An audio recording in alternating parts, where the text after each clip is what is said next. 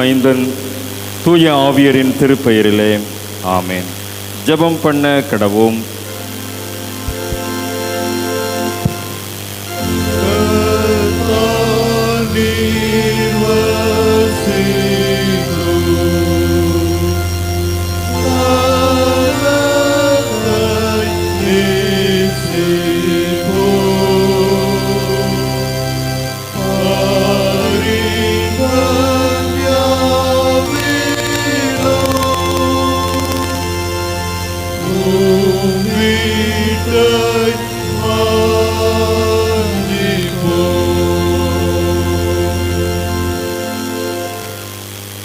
கர்த்தர் கொடுத்த ஈவுக்காக ஸ்தோத்திரம் என்று சொல்லி உம்மை ஸ்தோத்தரிக்கும்படியாய் துதிக்கும்படியாய் 2025ஆம் ஆண்டின் அறுப்பின் தோத்திர பண்டிகையை ஆசரிக்கின்ற ஆசீர்வாதத்தை எங்களுடைய திருச்சபை வாழ்வில் நிறைவாய் தந்த அன்பின் ஆண்டவரே, இந்த அறுப்பின் தோத்திர பண்டிகை காலை திருவிருந்து வழிபாட்டிற்காக நாங்கள் நன்றி செலுத்துகிறோம்.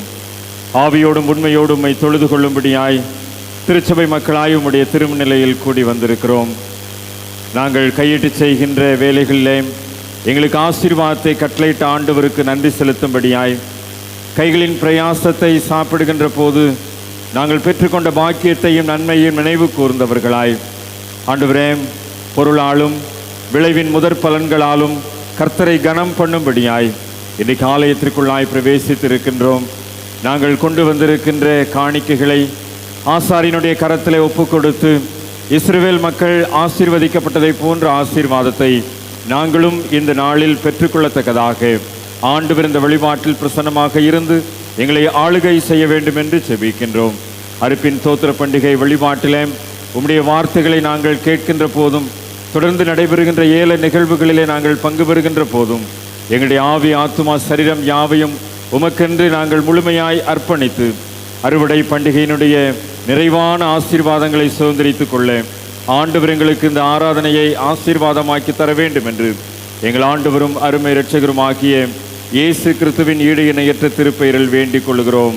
அன்பு நிறைந்த ஆண்டவரே, ஆமென். ஆண்டவருடைய திருப்பெயருக்கு மாட்சிமை உண்டாக. அறுப்பின் தோத்திர பண்டிகை திருவிருந்து வழிபாட்டிற்கு தொடக்கமாக நாம் அனைவரும் எழுந்து நின்று கிறிஸ்து சபை பாமாலைகளில் 387வது பாமாலை முதலாவது பாகத்தை பாடுவோம். பாமாலை 387 1ஆம் பாகம். எண்ணில் 100 வாயும் நாவும் இருந்தால் கர்த்தர் எனக்கு அன்பாக செய்த நன்மை யாவும் என்று தொடங்கும் பாமாலை எழுந்து நின்று இணைந்து பாடுவோம்.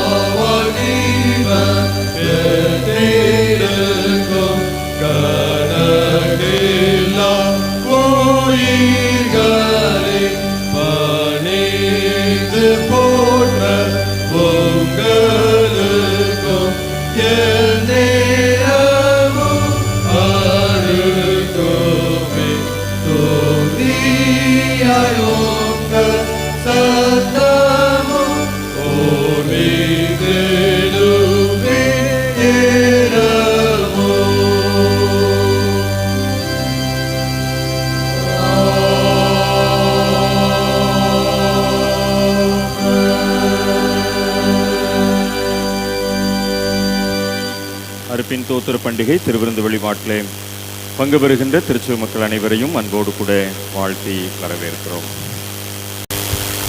என் ஆத்மாவே கர்த்தரை ஸ்தோத்தரி, என் முழு உள்ளமே அவர் பரிசுத்த நாமத்தை ஸ்தோத்தரி. என் ஆத்மாவே கர்த்தரை ஸ்தோத்தரி, அவர் செய்த சகல உபகாரங்களையும் மறவாதே. வருஷத்தை உமது நன்மையால் முடிசூட்டுகிறீர், பசியாயிருக்கிறவர்களுக்கு ஆகாரம் கொடுக்கிறீர்.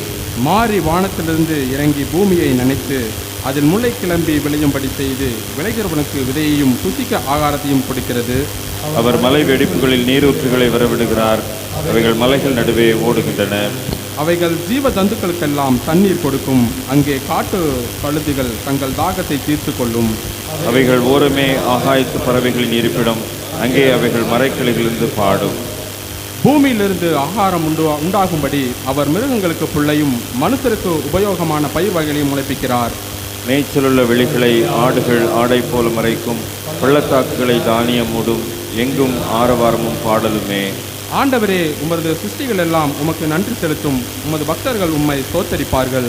ஆண்டவரின் கிருபை நிமித்தம் மனுபுத்தருக்கு அவர் செய்கிற அதிசய நிமித்தமும் இவர்கள் அவரை துதிப்பார்களாக.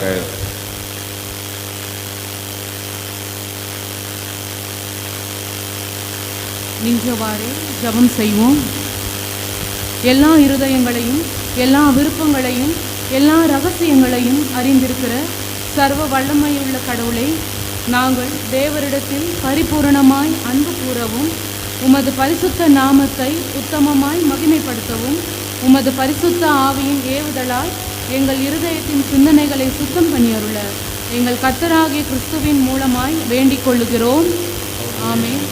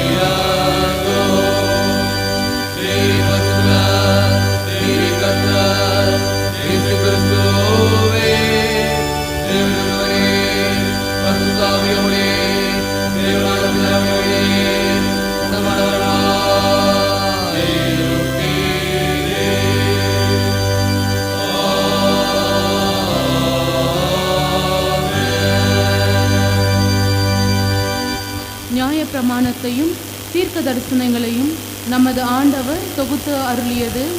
நம்முடைய கர்த்தராகிய இயேசு கிறிஸ்து சொன்னதாவது: இஸ்ரவேலுக்கே, நம்முடைய தேவனாகிய கர்த்தர் ஒருவரே கர்த்தர், உன் தேவனாகிய கர்த்தரிடத்தில் உன் முழு இருதயத்தோடும் உன் முழு ஆத்துமாவோடும் உன் முழு மனதோடும் உன் முழு பலத்தோடும் அன்பு கூறுவாயாக என்பதே பிரதான கற்பனை. இதற்கு ஒப்பாயிருக்கிற கற்பனை, இரண்டாம் கற்பனை என்னவென்றால், உன்னிடத்தில் நீ அன்பு கூறுவது போல் பிறனிடத்திலும் அன்பு கூறுவாயாக என்பதே. இவைகளிலும் பெரிய கற்பனை வேறொன்றுமில்லை. இவ்விரண்டு கற்பனைகளிலும் நியாயப்பிரமாணம் முழுமையும் தீர்க்க தரிசனங்களும் அடங்கியிருக்கிறது என்பதே.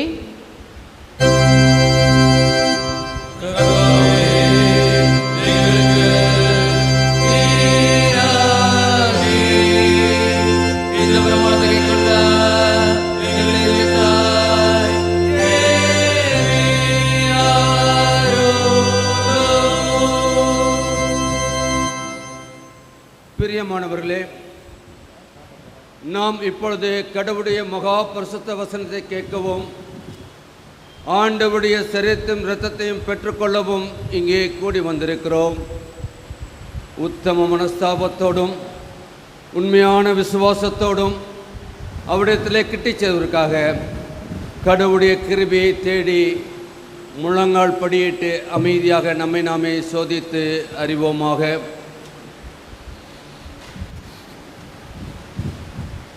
கடவுள் நமக்கு கிருபையாய் கொடுத்திருக்கின்ற நேரம் இது அநேகருக்கு கிடைக்காத நேரம். ஆனால் உங்களையும் என்னையும் முன்குறித்த கர்த்தர் அவருடைய திரு சமூகத்திலே அவை ஆராதிக்க வந்திருக்கிற நீங்கள் நானும் நம்முடைய கடந்த நாட்களின் செயல்பாடுகளை ஒரு விசை ஆராய்ந்து பார்க்க அழைக்கப்படுகின்றோம். நம்முடைய பேச்சினாலும் நம்முடைய நடக்கையினாலும் நம்முடைய செய்கையினாலும் ஒருவேளை தேவனுக்கு பிரியமில்லாத காரியத்திலே நீங்களும் நானும் நடந்திருப்போம் என்று சொன்னால், தேவ சமூகத்திலே வந்திருக்கிற நம்மை நாமே ஒரு விசை ஆவியானவருடைய ஒத்தாசையோடு கூட நம்மை நாமே சீர்தூக்கி பார்க்க அழைக்கப்படுகின்றோம். பாவங்களை மறைக்கிறவன் வாழ்வடைய மாட்டான், அவைகளை அறிக்கை செய்து விட்டு விடுகிறவனோ இரக்கம் பெறுவான் என்று சொல்லி வேதவசனம் சொல்கிறது. இரக்கத்தில் ஐஸ்வர்யமுள்ள தேவனை ஆராதிக்க வந்திருக்கின்றோம். அவருடைய வார்த்தையை கேட்க வந்திருக்கின்றோம். அவர் இந்த ஆண்டு முழுவதும் நமக்கு பாராட்டின நன்மைகளை நினைத்து பார்த்து துதி ஸ்தோத்திர பலிகளை ஏறெடுப்பது மட்டுமல்ல, நம்முடைய பொருளாலும் விளைநிலங்களின் முதல் பலனாலும் அவரை கனம் பண்ண வந்திருக்கின்றோம். கனம் பண்ண வந்திருக்கிற நீங்கள் நானும் கனத்துக்கு உரியவர்களாய் நாம் ஆராதிக்கின்ற தேவனை நாம் கனம் பண்ணுகின்ற மக்களாய் வாழ்கின்றோமா, அல்லது உலகத்தின் மக்களை கனம் பண்ணிக்கொண்டு நாம் இந்த உலகத்திலே வாழ்ந்து கொண்டிருக்கின்றோமா என்பதை நாம் ஒரு விசை ஆராய்ந்து பார்க்க அழைக்கப்படுகின்றோம். அன்புக்குரியவர்களே, ஆவியானவர் என்ன உணர்த்துகின்றாரோ, உங்களுடைய உள்ளத்தை ஆராய்ந்து அறிகிற தேவன் மனிதனோ முகத்தை பார்க்கின்றான், கர்த்தரோ உள்ளத்தை ஆராய்ந்து அறிகிற தேவன் என்று சொல்லி வேத வசனம் சொல்கிறது. உள்ளத்திலே நீங்கள் நானும் நினைக்கின்ற நினைவுகள், நம்முடைய சிந்தனைகள் செயல்பாடாய் வந்து அநேகருடைய வாழ்க்கையிலே நாம் எப்படிப்பட்டவர்களாய் இருக்கின்றோம், அவர்களோடு சமாதானத்தின் காரணராய் நாம் இருக்கின்றோமா, சமாதானம் பண்ணுகின்றவராய் இருக்கின்றோமா என்பதை நாம் சிந்தித்து பார்க்க அழைக்கப்படுகின்றோம். உங்கள் பாவங்கள் நிமித்தம் முழு இருதயத்தோடு உண்மையாய் மனஸ்தாபப்பட்டு பிறரிடத்திலே அன்பும் சினையுமாயிருந்து இனி கடவுளுடைய கற்பனைகளை கை கொண்டு புதிதாக்கப்பட்டவர்களாய் அவருடைய பரிசுத்த மார்க்கத்தில் நடப்போம் என்று தீர்மானித்திருக்கிற நாம் நமது ஆண்டவர் இயேசு கிறிஸ்துவின் மூலமாய் சர்வ வல்லமையுள்ள கடவுளோடு ஒப்புரவாகும்படி மறுபடியும் நமது பாவங்களை பின்வரும் மன்றாட்டின் மூலமாய் மனத்தாழ்மையோடு தேவ சமூகத்திலே அறிக்கை செய்வோம். பரமபிதாவே, உமக்கு விரோதமாகவும் எங்கள் எல்லாருக்கும் விரோதமாகவும் பாவம் செய்தோம் என்று அறிக்கையிடுகிறோம். ஒளியில் நடவாமல் இருளில் நடந்து வந்தோம். கிறிஸ்து நாமத்தை சொல்லியும் தீமையை விட்டு விலகவில்லை. எங்களுக்கு இறங்க வேண்டும் என்று கொண்டாடுகிறோம். இயேசு கிறிஸ்து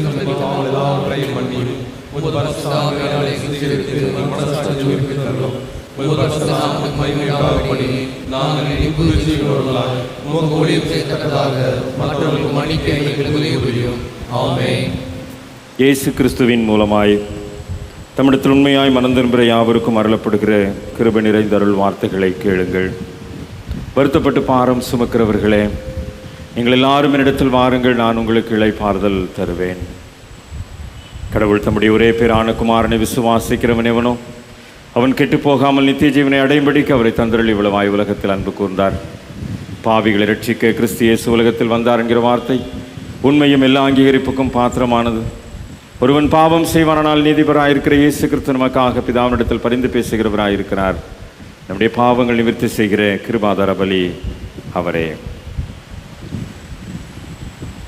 நம்முடைய பரமபிதாவாக்கிய சர்வ வல்லமையுள்ள கடவுள் உத்தம மனஸ்தாபத்தோடு உண்மையான விசுவாசத்தோடு தம்மிடத்திற்கு மனம் திரும்பி தங்கள் சகோதர சகோதரிகள் குற்றங்களை மன்னிக்கிற யாவருக்கும் பாவ மன்னிப்பை அருளிச்செய்வோம் என்று மிகுந்த இரக்கமாய் வாக்குத்தத்தம் செய்திருக்கிறார்.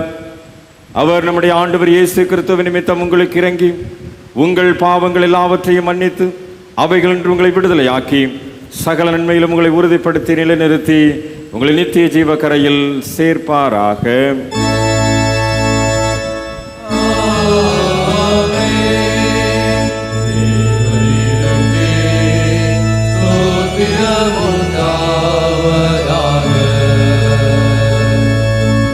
கர்த்தர் உங்களோடு இருப்பாராக.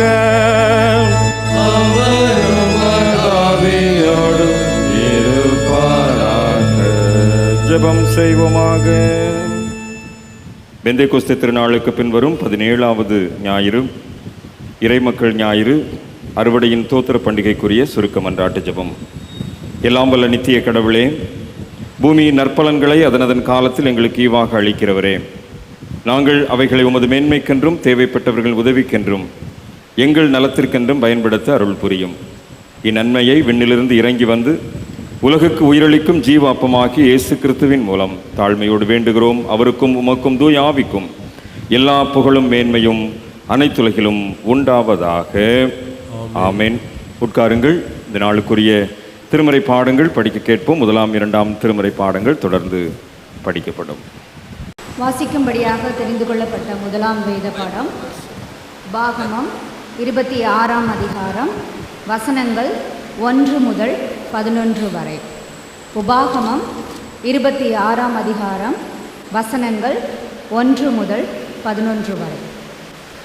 உன் தேவனாகிய கர்த்தர் உனக்கு சுதந்திரமாக கொடுக்கும் தேசத்தில் நீ போய் சேர்ந்து அதை கட்டிக்கொண்டு அதில் வாசம் பண்ணும்போது உன் தேவனாகிய கர்த்தர் உனக்கு கொடுக்கும் உன் தேசத்தில் நீ பயிரிடும் நிலத்தின் கனிகள் எல்லாம் முந்தின பலனை எடுத்து ஒரு கூடையிலே வைத்து உன் தேவனாகிய கர்த்தர் தமது நாமம் விளங்கும்படி தெரிந்து கொண்டிருக்கும் ஸ்தானத்திற்கு போய் அந்நாட்களில் இருக்கும் ஆசாரியனிடத்தில் சென்று அவனை நோக்கி, கர்த்தர் எங்களுக்கு கொடுக்க நம்முடைய பிதாக்களுக்கு ஆணையிட்ட தேசத்தில் வந்து சேர்ந்தேன் என்று இன்று உம்முடைய தேவனாகிய கர்த்தருடைய சந்நிதியில் அறிக்கையிடுகிறேன் என்பாயாக.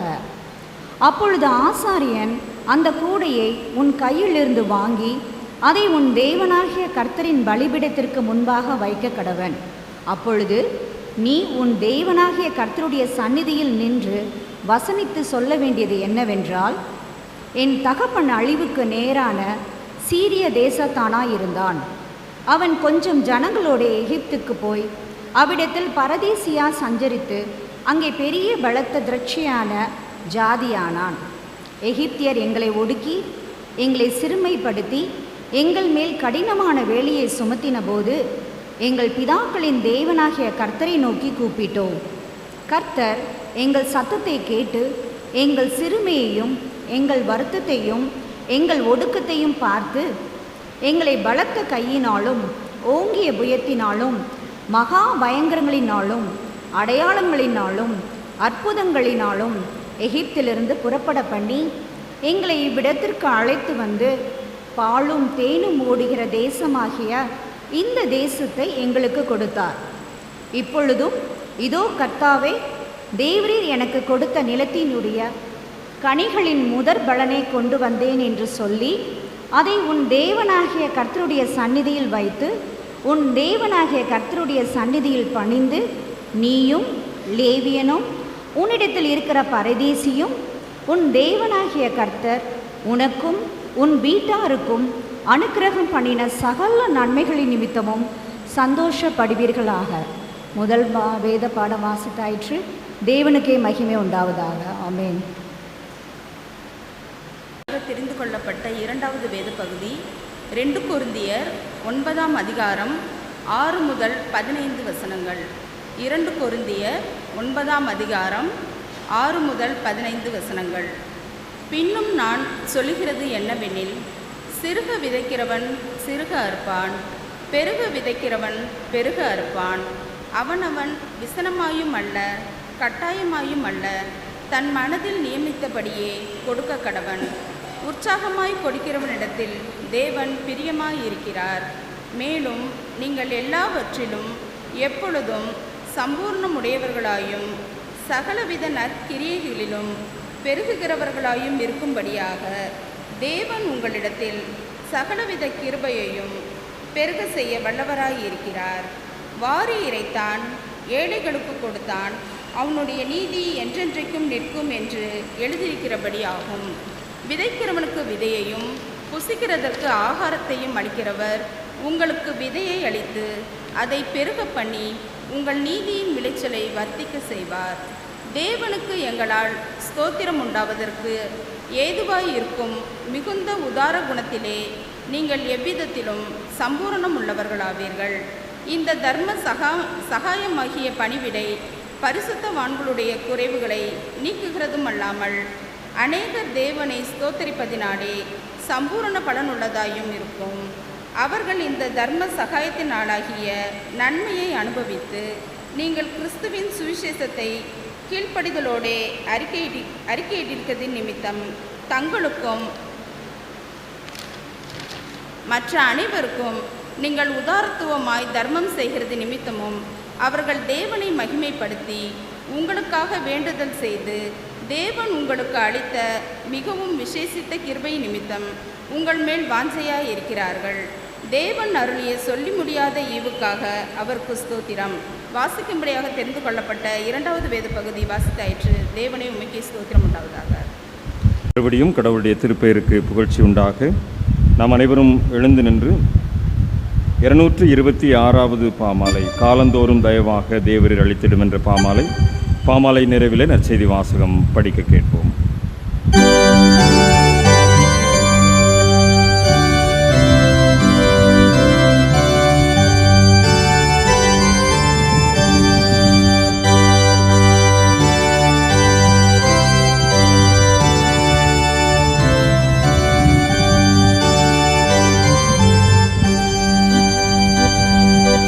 Oh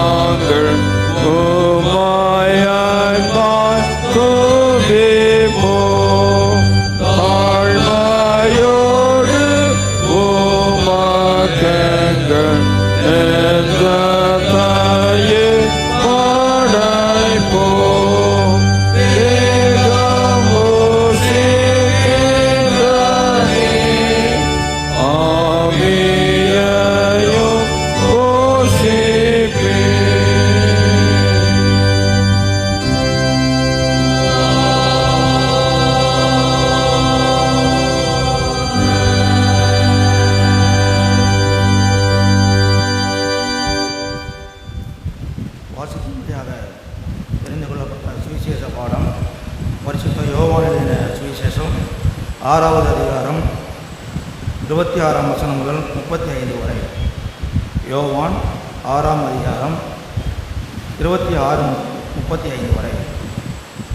இயேசு அவர்களுக்கு பிரதியுத்தரமாக, நீங்கள் அற்புதங்களை கண்டதினால் அல்ல, நீங்கள் அப்பம் புசித்து திருப்தியானதினாலேயே என்னை தேடுகிறீர்கள் என்று மெய்யாகவே மெய்யாகவே உங்களுக்கு சொல்கிறேன். அழிந்து போகிற கணத்திற்காக அல்ல, நித்திய ஜீவன் வரைக்கும் நிலைத்திருக்கிற போஜனத்திற்காகவே கிரியை நடப்பீர்கள். அதை மனுஷகுமாரன் உங்களுக்கு கொடுப்பார். அவரை பிதாவாகிய தேவன் முத்திரித்திருக்கிறார் என்றார். அப்பொழுது அவர்கள் அவரை நோக்கி, தேவனுக்கேற்ற கிரியைகளை நடப்பிக்கும்படி நாங்கள் என்ன செய்ய வேண்டும் என்றார்கள். இயேசு அவர்களுக்கு பிரதியுத்தரமாக, அவர் அனுப்பினவரை நீங்கள் விசுவாசிப்பதே தேவனுக்கேற்ற கிரியையாய் இருக்கிறது என்றார். அதற்கு அவர்கள், அப்படியானால் உம்மை விசுவாசிக்கும்படிக்கு நாங்கள் காணத்தக்கதாக நீர் என்ன அடையாளத்தை காண்பிக்கிறீர், என்னத்தை நடப்பிக்கிறீர்? வானத்திலிருந்து அவர்களுக்கு அப்பத்தை புசிக்க கொடுத்தார் என்று எழுதியிருக்கிறபடி நம்முடைய பிதாக்கள் வனாந்தரத்தில் மன்னாவை புசித்தார்களே என்றார்கள். இயேசு அவரை நோக்கி, வானத்திலிருந்து வந்த அப்பத்தை மோசே உங்களுக்கு கொடுக்கவில்லை, என் பிதாவோ வானத்திலிருந்து வந்த மெய்யான அப்பத்தை உங்களுக்கு கொடுக்கிறார் என்று மெய்யாகவே மெய்யாகவே உங்களுக்கு சொல்கிறேன். வானத்திலிருந்து இறங்கி உலகத்துக்கு ஜீவனை கொடுக்கிற அப்பமே தேவன் அருளிய அப்பம் என்றார். அப்பொழுது அவர்கள் அவரை நோக்கி, ஆண்டவரே, இந்த அப்பத்தை எப்பொழுதும் எங்களுக்கு தர வேண்டும் என்றார்கள். இயேசு அவர்களை நோக்கி, ஜீவ அப்பம் நானே. என்னிடத்தில் வருகிறவன் ஒரு காலும் பசியடையான், என்னிடத்தில் விசுவாசமாக இருக்கிறவன் ஒரு காலும் தாகமடையான் என்றார் என்பதே. வாசிக்க முடியாது தெரிந்து கொள்ளப்பட்ட சுவிசேஷ பாடம் வாசித்து முடிந்தாயிற்று. தேவனே உமக்கு மகிமை உண்டாதாக.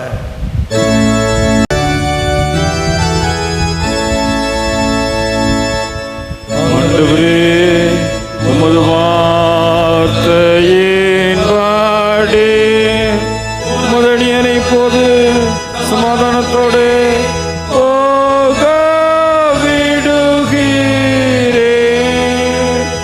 புறஜாதிகளுக்கு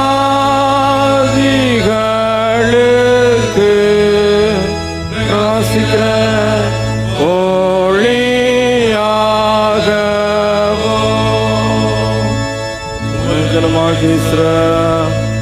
இஸ்ரவேலுக்கு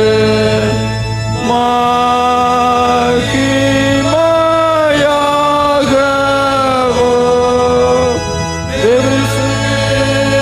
முன்பாக ஆயத்தம் பண்ணின உம்முடைய இரட்சணியத்தாய் என் கண்கள் கண்டது. குமாரனுக்கும் பரிசுத்த ஆவிக்கும் மகிமை உண்டாவதாக. ஆதியிலும்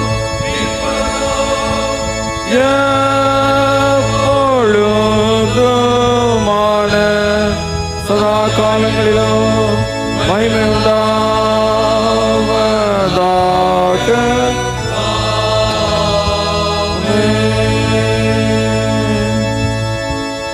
திருச்சி மக்கள் தயவு செய்து அமருங்கள். இந்த நாளுக்குரிய மகிழ்விக்கு மன்னாவசனம் சொல்ல ஞாயிறு பள்ளி பிள்ளைகளை அன்போடு அழைக்கிறேன். But you are a chosen race, a royal priesthood, a holy nation, God's own people, that you may declare the wonderful deeds of him who called you out of darkness into his marvelous light. 1 Peter 2:9. நீங்களோ உங்களை அந்தகாரத்திலிருந்து தம்முடைய ஆச்சரியமான ஒளியினிடத்தில் வரவழைத்தருடைய புண்ணியங்களை அறிவிக்கும்படி தெரிந்து கொள்ளப்பட்ட சந்ததியாயும் ராஜரீக ஆசாரி கூட்டமாயும் அவருக்கு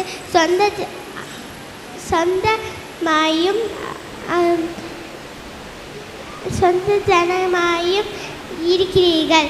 1 தீமோத்தேயு 2:9.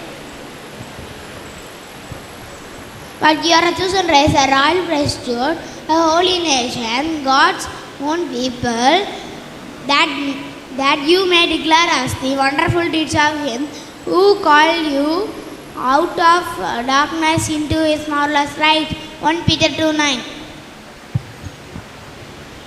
அனைத்து இறை பற்றார்களின் ஆசிரியத்துவம் இறை மக்கள் ஞாயிறு. நீங்களோ உங்களை அந்த காலத்தில் நின்று தம்முடைய ஆச்சரியமான ஒளியின் இடத்திற்கு வரவழைத்தவருடைய புண்ணியங்களை அறிவிக்கும்படிக்கு தெரிந்து கொள்ளப்பட்ட சந்ததியாயும் ராஜரிகமான ஆசாரிய கூட்டமாயும் பரிசுத்த ஜாதியாயும் அவருக்கு சொந்தமான ஜனமாயும் இருங்கள். 1 பேதுரு 2:9. நீங்களோ உங்களை அந்தகாரத்தில் நின்று தம்முடைய ஆச்சரியமான ஒளியிடத்திற்கு வரவழைத்தவருடைய புண்ணியங்களை அறிவிக்கும்படி தெரிந்து கொள்ளப்பட்ட சந்ததியாயும் ராஜாக்களின் ஆசாரிய கூட்டமாயும் பரிசுத்த ஜாதியாயும் அவருக்கு சொந்தமான ஜனமாயும் இருக்கிறீர்கள். 1 பேதுரு 2:9. நீங்களோ உங்களை அந்த காலத்தில் நின்று தம்முடைய ஆச்சரியமான ஒளியிடத்தில் வரவழைத்தவருடைய புண்ணியங்களை அறிவிக்கும்படிக்கு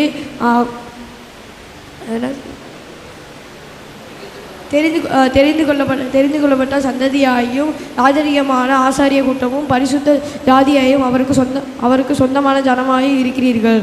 1 பேதுரு 2:9.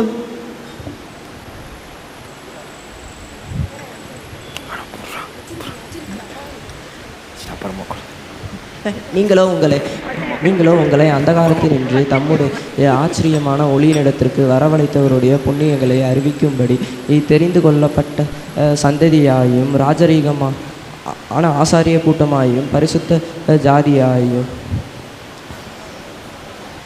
அவருக்கு சொந்தமான கூட்டமாயும் இருக்கிறீர்கள். 1 பேதுரு 2:9. மகிழ்க்கும் அண்ணா தலைப்பு. அனைத்து இறை பற்றாளர்களின் ஆசாரியத்துவம் இறை மக்கள் ஞாயிறு. நீங்களோ உங்களை அந்தகாரத்தில் நின்று தம்முடைய ஆச்சரியமான ஒளியின் இடத்திற்கு வரவழைத்தவருடைய புண்ணியங்களை அறிவிக்கும்படிக்கு தெரிந்து கொள்ளப்பட்ட சந்ததியாயும் ராஜரீகமான ஆசாரிய கூட்டமாயும் பரிசுத்த ஜாதியாயும் அவருக்கு சொந்தமான ஜனமாயும் இருக்கிறீர்கள். 1 பேதுரு 2:9. இறை மக்கள் ஞாயிறு. நீங்களோ உங்களை அந்த காலத்தில் நின்று தன்னுடைய ஆச்சரியமான ஒளியத்துக்கு வரவழைத்தவருடைய புண்ணியங்களை அறிவிக்கும்படிக்கு தெரிந்து கொள்ளப்பட்ட சந்ததியாயும் ராஜரிகமான ஆசாரி கூட்டமாயும் பரிசுத்த ஜாதியாயும் அவருக்கு சொந்தமான ஜனமாய் இருக்கிறீர்கள். 1 பேதுரு 2:9. அனைத்து இறை பற்றாளர்களின் ஆசாரியத்துவம் இறை மக்கள் ஞாயிறு. நீங்களோ உங்களை அந்த காலத்தில் நின்று தன்னுடைய ஆச்சரியமான ஒளியிடத்திற்கு வரவழைத்தவருடைய புண்ணியங்களை அறிவிக்கும்படிக்கு தெரிந்து கொள்ளப்பட்ட சந்ததியாகவும் ராஜரிகமான ஆசாரிய கூட்டமாயும் பரிசுத்த ஜாதியாயும் அவருக்கு சொந்தமான ஜனமாயும் இருக்கிறீர்கள். 1 பேதுரு 2:9. நீங்களோ உங்களை அந்த காலத்திலிருந்து தம்முடைய ஆச்சரியமான ஒளியிட்ட வரதிய புண்ணியங்களை அறிக்கும்படிக்கு சொந்தமான தனிமையோ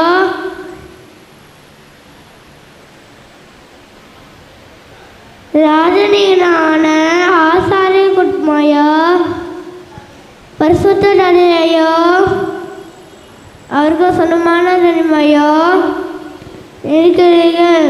1 பேதுரு 2:9. Price Lord. அல்மைவிக்கும் அண்ணா அனைத்து இறைப்பற்றார்களின் ஆசிரியத்துவம் இறை மக்கள் ஞாயிறு. நீங்களும் உங்களை அந்த காலத்தில் நின்று தம்முடைய ஆச்சரியமான ஒளியிடத்திற்கு வரவழைத்தவருடைய புண்ணியங்களை அறிவிக்கும்படிக்கு தெரிந்து கொள்ளப்பட்ட சந்ததியாயும் ராஜரிகமான ஆசாரிய கூட்டமாயும் பரிசுத்த ஜாதியாயும் அவருக்கு சொந்தமான ஜனமாயும் இருக்கிறீர்கள். 1 பேதுரு 2:9. ஆமென். நீங்களோ உங்களை அந்த காலத்தில் நின்று தம்முடைய ஆச்சரியமான ஒளியினிடத்திற்கு வரவழைத்தவுடைய புண்ணியங்களை அறிவிக்கும்படிக்கு தெரிந்து கொள்ளப்பட்ட சந்ததியாயும் ராஜரீகமான ஆசாரிய கூட்டமாயும் பரிசுத்த ஜாதியாயும் அவருக்கு சொந்த ஜனமாயும் இருக்கிறீர்கள். 1 பேதுரு 2:9. நீங்களோ உங்களை அந்தகாரத்தினின்று தம்முடைய ஆச்சரியமான ஒளியினிடத்திற்கு வரவழைத்தவருடைய புண்ணியங்களை அறிவிக்கும்படி தெரிந்து கொள்ளப்பட்ட சந்ததியாயும் ராஜரீகமான ஆசாரிய கூட்டமாயும் பரிசுத்த ஜாதியாயும் அவருக்கு சொந்தமான ஜனமுமாயும் இருக்கிறீர்கள். 1 பேதுரு 2:9. அனைத்து இறை பற்றார்களின் ஆசாரியத்துவமும் நீங்களோ உங்களை அந்தகாரத்தில் நின்று தம்முடைய ஆச்சரியமான ஒளியின் இடத்திற்கு வரவழைக்கிறவருடைய புண்ணியங்களை அறிவிக்கும்படிக்கு தெரிந்து கொள்ளப்பட்ட சந்ததியையும் ராஜரீகமான ஆசாரிய கூட்டமாயும் பரிசுத்த ஜாதியாயும் அவருக்கு சொந்தமான ஜனமாயும் இருக்கிறீர்கள். 1 பேதுரு 2:9. Priesthood of all believers, lady Sunday, but you are a chosen race, a royal priesthood, a holy nation, God's own people, that you may declare the wonderful deeds of Him who called you out of darkness into His marvelous light. 1 Peter 2:9. நீங்களோ உங்களை அந்தகாரத்தினின்று தம்முடைய ஆச்சரியமான ஒளி நேரத்திற்கு வரவழைத்தவருடைய புண்ணியங்களை அறிவிக்கும்படிக்கு தெரிந்து கொள்ளப்பட்ட சந்ததியாயும் ராஜரீகமான ஆசாரி கூட்டமாயும் பரிசுத்த ஜாதியாயும் அவருக்கு சொந்தமான ஜனமாயும் இருக்கிறீர்கள். 1 பேதுரு 2:9. நீங்களோ உங்களை அந்தகாரத்தில் நின்று தம்முடைய ஆச்சரியமான ஒளியும் நீத்திற்கு வளர்த்தது ஒளிய புண்ணியங்களை அறிவிக்கும்படிக்கு தெரிந்து கொள்ளப்பட்ட சந்ததியாயும் ராஜரீகமான ஆசாரி கூட்டமாயும் பரிசுத்த ஜாதியாயும் அவருக்கு சொந்தமான ஜனமாயும் இருக்கிறீர்கள். 1 பேதுரு 2:9.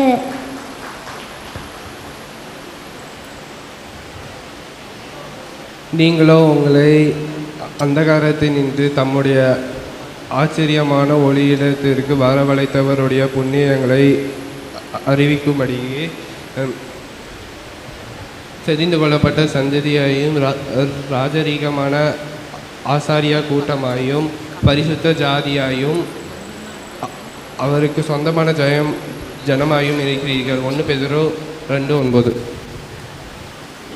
But you are a chosen race, a royal priesthood, a holy nation, God's own people, that you may declare the wonderful deeds of Him who called you out of darkness into His marvelous light. 1 Peter 2:9. Amen. நீங்களோ உங்களை அந்தகாரத்தில் இருந்தேன் என்று தம்முடைய ஆச்சரியமான ஒளியிடத்திற்கு வரவழைத்தவருடைய புண்ணியங்களை அறிவிக்கும்படிக்கு தெரிந்து கொள்ளப்பட்ட ஜனமாயினும் ராஜரீகமான ஆசாரியர் கூட்டமாயினும் பரிசுத்த ஜாதியாயினும் இருந்து அவருடனே இருக்கிறீர்கள். 1 பேதுரு 2:8. அவன் பேசுகையில், இதோ ஒளியுள்ள ஒரு மேகம் அவர்கள் மேல் நிழலிட்டது. இதோ தேசகுமாரன் இவரின் மேல் பிரியமாய் இருக்க இவருக்கு செவி கொடுங்கள் என்று வானத்திலிருந்து ஒரு சத்தம் உண்டாயிருந்தது. மத்தேயு 17:5. ஒருவன் பேசுகையில், இதோ ஒளியுள்ள ஒரு மேகம் அவர்கள் மேல் நிழலிட்டது. இதோ என்னுடைய நேசகுமாரன், இவரில் பிரியமாக இருக்கிறேன், இவருக்கு செவி கொடுங்கள் என்று அந்த வானத்திலிருந்து ஒரு சத்தம் உண்டாயிற்று. மத்தேயு 17:5. But you are a chosen race, a royal priesthood, a holy nation, God owns people, that you may declare the wonderful deeds of Him. 1 Peter 2:9. But you are a chosen race, a royal priesthood, a holy nation, God's own people, that you may declare the wonderful deeds of Him who called you out of darkness into His marvelous light. 1 Peter 2:9.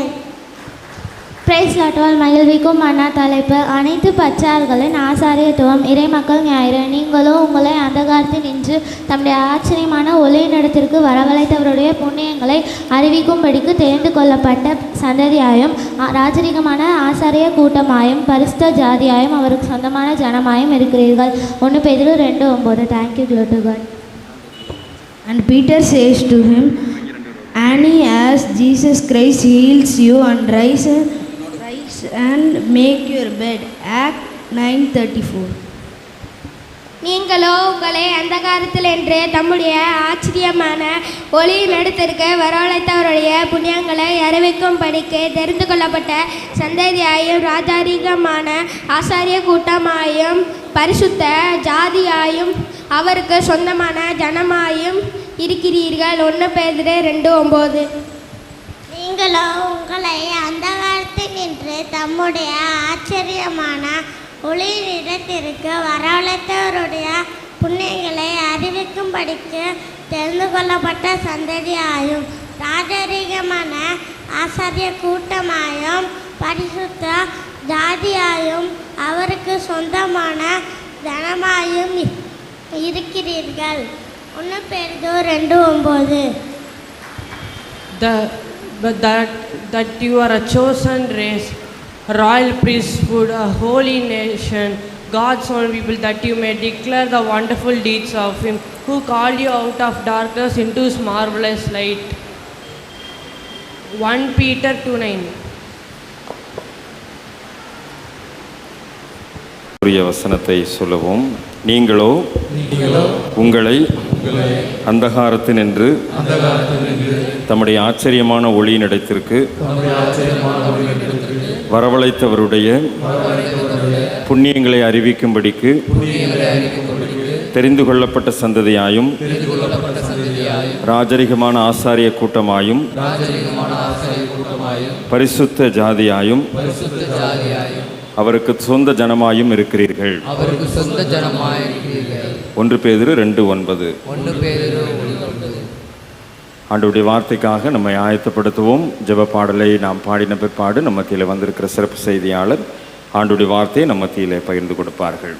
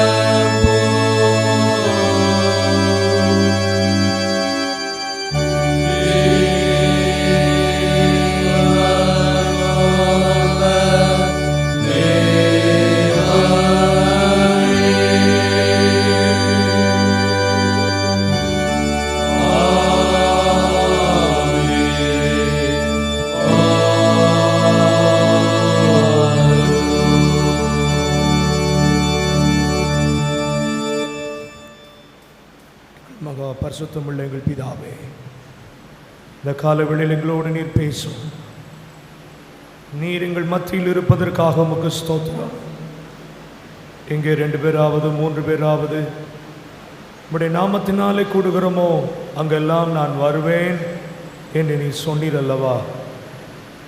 இந்த விசேஷித்த இந்த அறுப்பின் பண்டிகை நாளில் நீர் எங்கள் மத்தியில் இறங்கி வந்திருப்பதற்காக ஸ்தோத்திரம். உம்முடைய கிருபை உள்ள அபிஷேகம் பண்ணப்பட்ட உம்முடைய வார்த்தைகளை நீர் எங்களுக்கு தாரும். உம்முடைய வசனங்கள் ஆவியாயும் ஜீவனாயும் இருக்கிறது.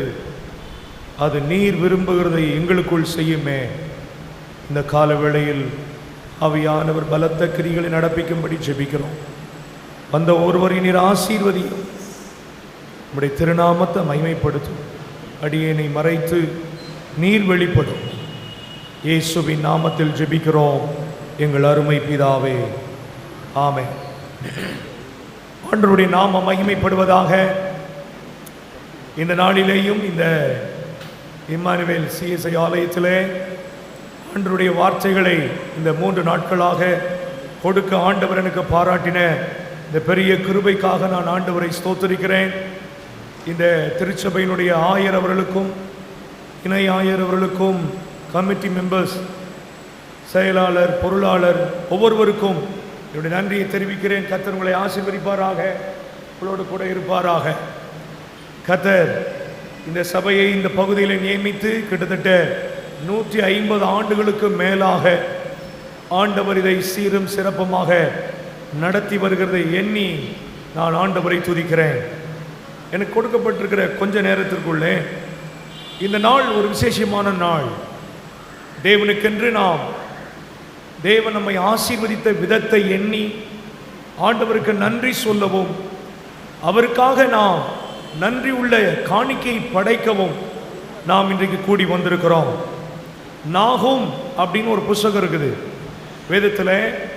நாகும் தீர்க்க தரிசன புஸ்தகம் 1ஆம் அதிகாரம் 15ஆம் வசனத்திலே நீங்கள் வாசித்து பார்த்தால், நாகும் 1:15 யூதாவே, உன் பண்டிகைகளை ஆசரி, உன் பொருத்தனைகளை செலுத்து, துஷ்டன் இனி உன் வழியாய் கடந்து வருவதில்லை, அவன் முழுவதும் சங்கரிக்கப்பட்டான் என்று அங்கே வாசிக்கிறோம். தேவனுடைய பிள்ளைகளாகிய நாம் தேவனால் தெரிந்து கொள்ளப்பட்டவர்கள், யூதா வம்சத்தை சேர்ந்தவர்கள். தேவன் நம்மை ரட்சித்திருக்கிறார். தேவன் நமக்கு கொடுத்திருக்கிற பண்டிகைகளை நாம் ஆசரிக்க வேண்டும். 7 விதமான பண்டிகைகள் இஸ்ரவேல் ஜனங்களுக்கு கொடுக்கப்பட்டது. நாமும் இந்த நாட்களில் தேவன் நமக்கு அநேக பண்டிகைகளை கொடுத்திருக்கிறார். தேவன் கொடுத்த விளைச்சலை அதை நன்றியுள்ள இருதயத்தோடு எண்ணி தேவனுக்கு நாம் திரும்ப காணிக்கையாய் செலுத்துவது என்பது நமக்கு கிடைத்த ஒரு பண்டிகையின் காலம். இந்த பண்டிகையை நாம் ஆசரிக்க வேண்டும். அப்படி பண்ணினால், பொருத்தனைகளை நிறைவேற்றினால் ஆண்டவர் அங்கே ஒரு ஆசீர்வாதம் வைத்திருக்கிறார். இனி துஷ்டன் உன் வழியாய் பிரவேசிப்பது இல்லை. தேவனுக்கு செலுத்த வேண்டிய பொருத்தனைகளை, தேவனுக்கு கொடுக்க வேண்டிய காணிக்கைகளை நம்மையே ஜீவபலியாக ஆண்டவரிடத்திலே ஒப்பு கொடுப்போமையானால், செலுத்துவோமையானால், சத்துரு இனி நம் வாழ்க்கையில் வரவிடாமல் ஆண்டவர் அதை தடுத்து போடுவார் என்று அங்கே வாசிக்கிறோம். இந்த காலவேளையில் உங்களோடு நான் பகிர்ந்து கொள்ளும்படி ஜெபம் பண்ணி கொண்டிருக்கும் பொழுது ஆவியானவர் என் மனதிலே கொடுத்த ஒரு முக்கியமான காரியத்தை சுருக்கமாய் நான் பகிர்ந்து கொள்ள விரும்புகிறேன். ஓசியா தீர்க்க தரிசன புஸ்தகம் 6ஆம் அதிகாரம் 11ஆம் வசனத்தை நீங்கள் வாசித்து பார்த்தால், யூதாவே, உனக்கு ஒரு அறுப்பு காலம் நியமிக்கப்பட்டிருக்கிறது என்று சொல்லப்பட்டிருக்கிறது. என கருமையானவர்களே, நம்முடைய ஆண்டவர் தம்முடைய பிள்ளைகளை ஆசீர்வதிக்கிறவர். வெள்ளிக்கிழமை மாலை, நேற்று காலை, நேற்று மாலை, இப்படி ஆண்டவர் தொடர்ந்து நம்மிடத்தில் பேசிக்கொண்டு வருகிறார். தேவன் நம்மை சொன்னார், நீ ஆசீர்வாதமாய் இருப்பாய். வெள்ளிக்கிழமை மாலையிலே நாம் இந்த வார்த்தைகளை வேறு விதங்களிலே தியானித்தோம். தேவன் நம்மை பலுகி பெருக பண்ணுகிறவர். நான் சர்வ வல்லமை உள்ள தேவன் என்று சொல்லி நம்மோடு அவர் இடைப்பட்டார். கர்த்தருடைய நாமத்திற்கு மகிமை உண்டாவதாக. தேவன் நம்மை ஆசீர்வதிக்கிறார். தேவனுக்கென்று நாம் படைக்க கொடுக்க வந்திருக்கிறோம். இது ஒரு அறுப்பின் பண்டிகை. ஆனால் ஒரு முக்கியமான ஒரு அறுவடை ஒன்று இருக்கிறது. அது ஆண்டவர் இந்த பூமியில செய்ய போகிற ஒரு அறுவடை. நல்லா கவனிங்க, தேவனுடைய பிள்ளைகளாகிய நாம் இந்த பாவம் நிறைந்த உலகத்திலே வாழ்கிறோம், அக்கிரம் நிறைந்த உலகத்திலே வாழ்கிறோம், பதரும் கோதுமை மணிகளும் நிறைந்த உலகத்திலே நாம் வாழ்கிறோம். அந்த வாழ்க்கையிலே இயேசு கிறிஸ்துவினுடைய வருகை மிக சமீபம். இயேசு வாசற்படியிலே வந்து நிற்கிறார். இயேசுவினுடைய வருகையை நாம் எதிர்பார்த்து கொண்டிருக்கிறோம். நாம் எல்லாரும் இங்கே கூடி வந்திருக்கிறோம். நமக்கு 2 இறுதி நோக்கம் ஒன்று உண்டு. 2 இறுதி நோக்கம். அது என்ன தெரியுமா? ஒன்று, இயேசு கிறிஸ்துவினுடைய வருகை நாம் உயிரோடு இருந்து இருக்கும்போது இருக்குமே, ஆனால் நாம் ஒரு நிமிஷத்திலே மறுரூபமாக வேண்டும். ஒரு நிமிஷத்திலே மறுரூபமாகி வருகையில் எடுத்துக்கொள்ளப்பட வேண்டும். ஒருவேளை அவருடைய வருகைக்கு முன்பதாக நாம் இறந்து போய்விட்டால், மண்ணிலே புதைக்கப்பட்டிருந்தாலும் இயேசு வரும்பொழுது ஒரு நிமிஷத்தில் நாம் உயிரோடு எழும்ப வேண்டும். இந்த 2 முக்கியமான நோக்கம் நாம் ஒவ்வொருவருக்குள்ளேயும் இருக்கிறது. இதை நாம் சிந்தித்து பார்க்க வேண்டும். எனக்கு அருமையான தேவ ஜனமே, தேவன் சீக்கிரம் வரப்போகிறார். அவருடைய வருகை மிக சமீபம். இயேசு கிறிஸ்துவினுடைய வருகைக்கு ஏற்றவாறு தான் இந்த உலகத்தில் அநேக காரியங்கள் நடந்து கொண்டிருக்கிறது. மத்தேயு 3ஆம் அதிகாரம் 12ஆம் வசனத்தை நீங்கள் வாசித்து பார்த்தால் வேதம் சொல்லுகிறது, தூற்றுக்கூடை அவர் கையில் இருக்கிறது. அவர் தமது களத்தை நன்றாய் விளக்கி தமது கோதுமையை களஞ்சியத்தில் சேர்ப்பார், பதரையோ அவியாத அக்கினியால் சுட்டெரிப்பார் என்று சொல்லப்பட்டிருக்கிறது. பதரை அகற்றி கோதுமையை பரலோகத்திலே களஞ்சியத்திலே சேர்க்கிற நாள் வேகமாய் வந்து கொண்டிருக்கிறது. நாம் நினையாத நாளிகையிலே இயேசு கிறிஸ்து வருவார் என்று மத்தேயு 24ஆம் அதிகாரம் 44ஆம் வசனத்திலே நாம் வாசிக்கிறோம். லூக்கா 3ஆம் அதிகாரம் 17ஆம் வசனத்திலே தூற்றுக்கூடை அவர் கையில் இருக்கிறது. அவர் தமது களத்தை நன்றாய் விளக்கி கோதுமை தமது களஞ்சியத்தில் சேர்ப்பார், பதரையோ அவியாத அக்கினியால் சுட்டெரிப்பார். எனக்கு அருமையான தேவ ஜனமே, நாம் இப்போ தேவ நமக்கு செய்த நன்மைகளை எண்ணி நன்றியுள்ள இருதயத்தோடு நாம் இங்கே படைக்க வந்திருக்கிறோம். நம்மையே ஒப்பு கொடுக்க வந்திருக்கிறோம்.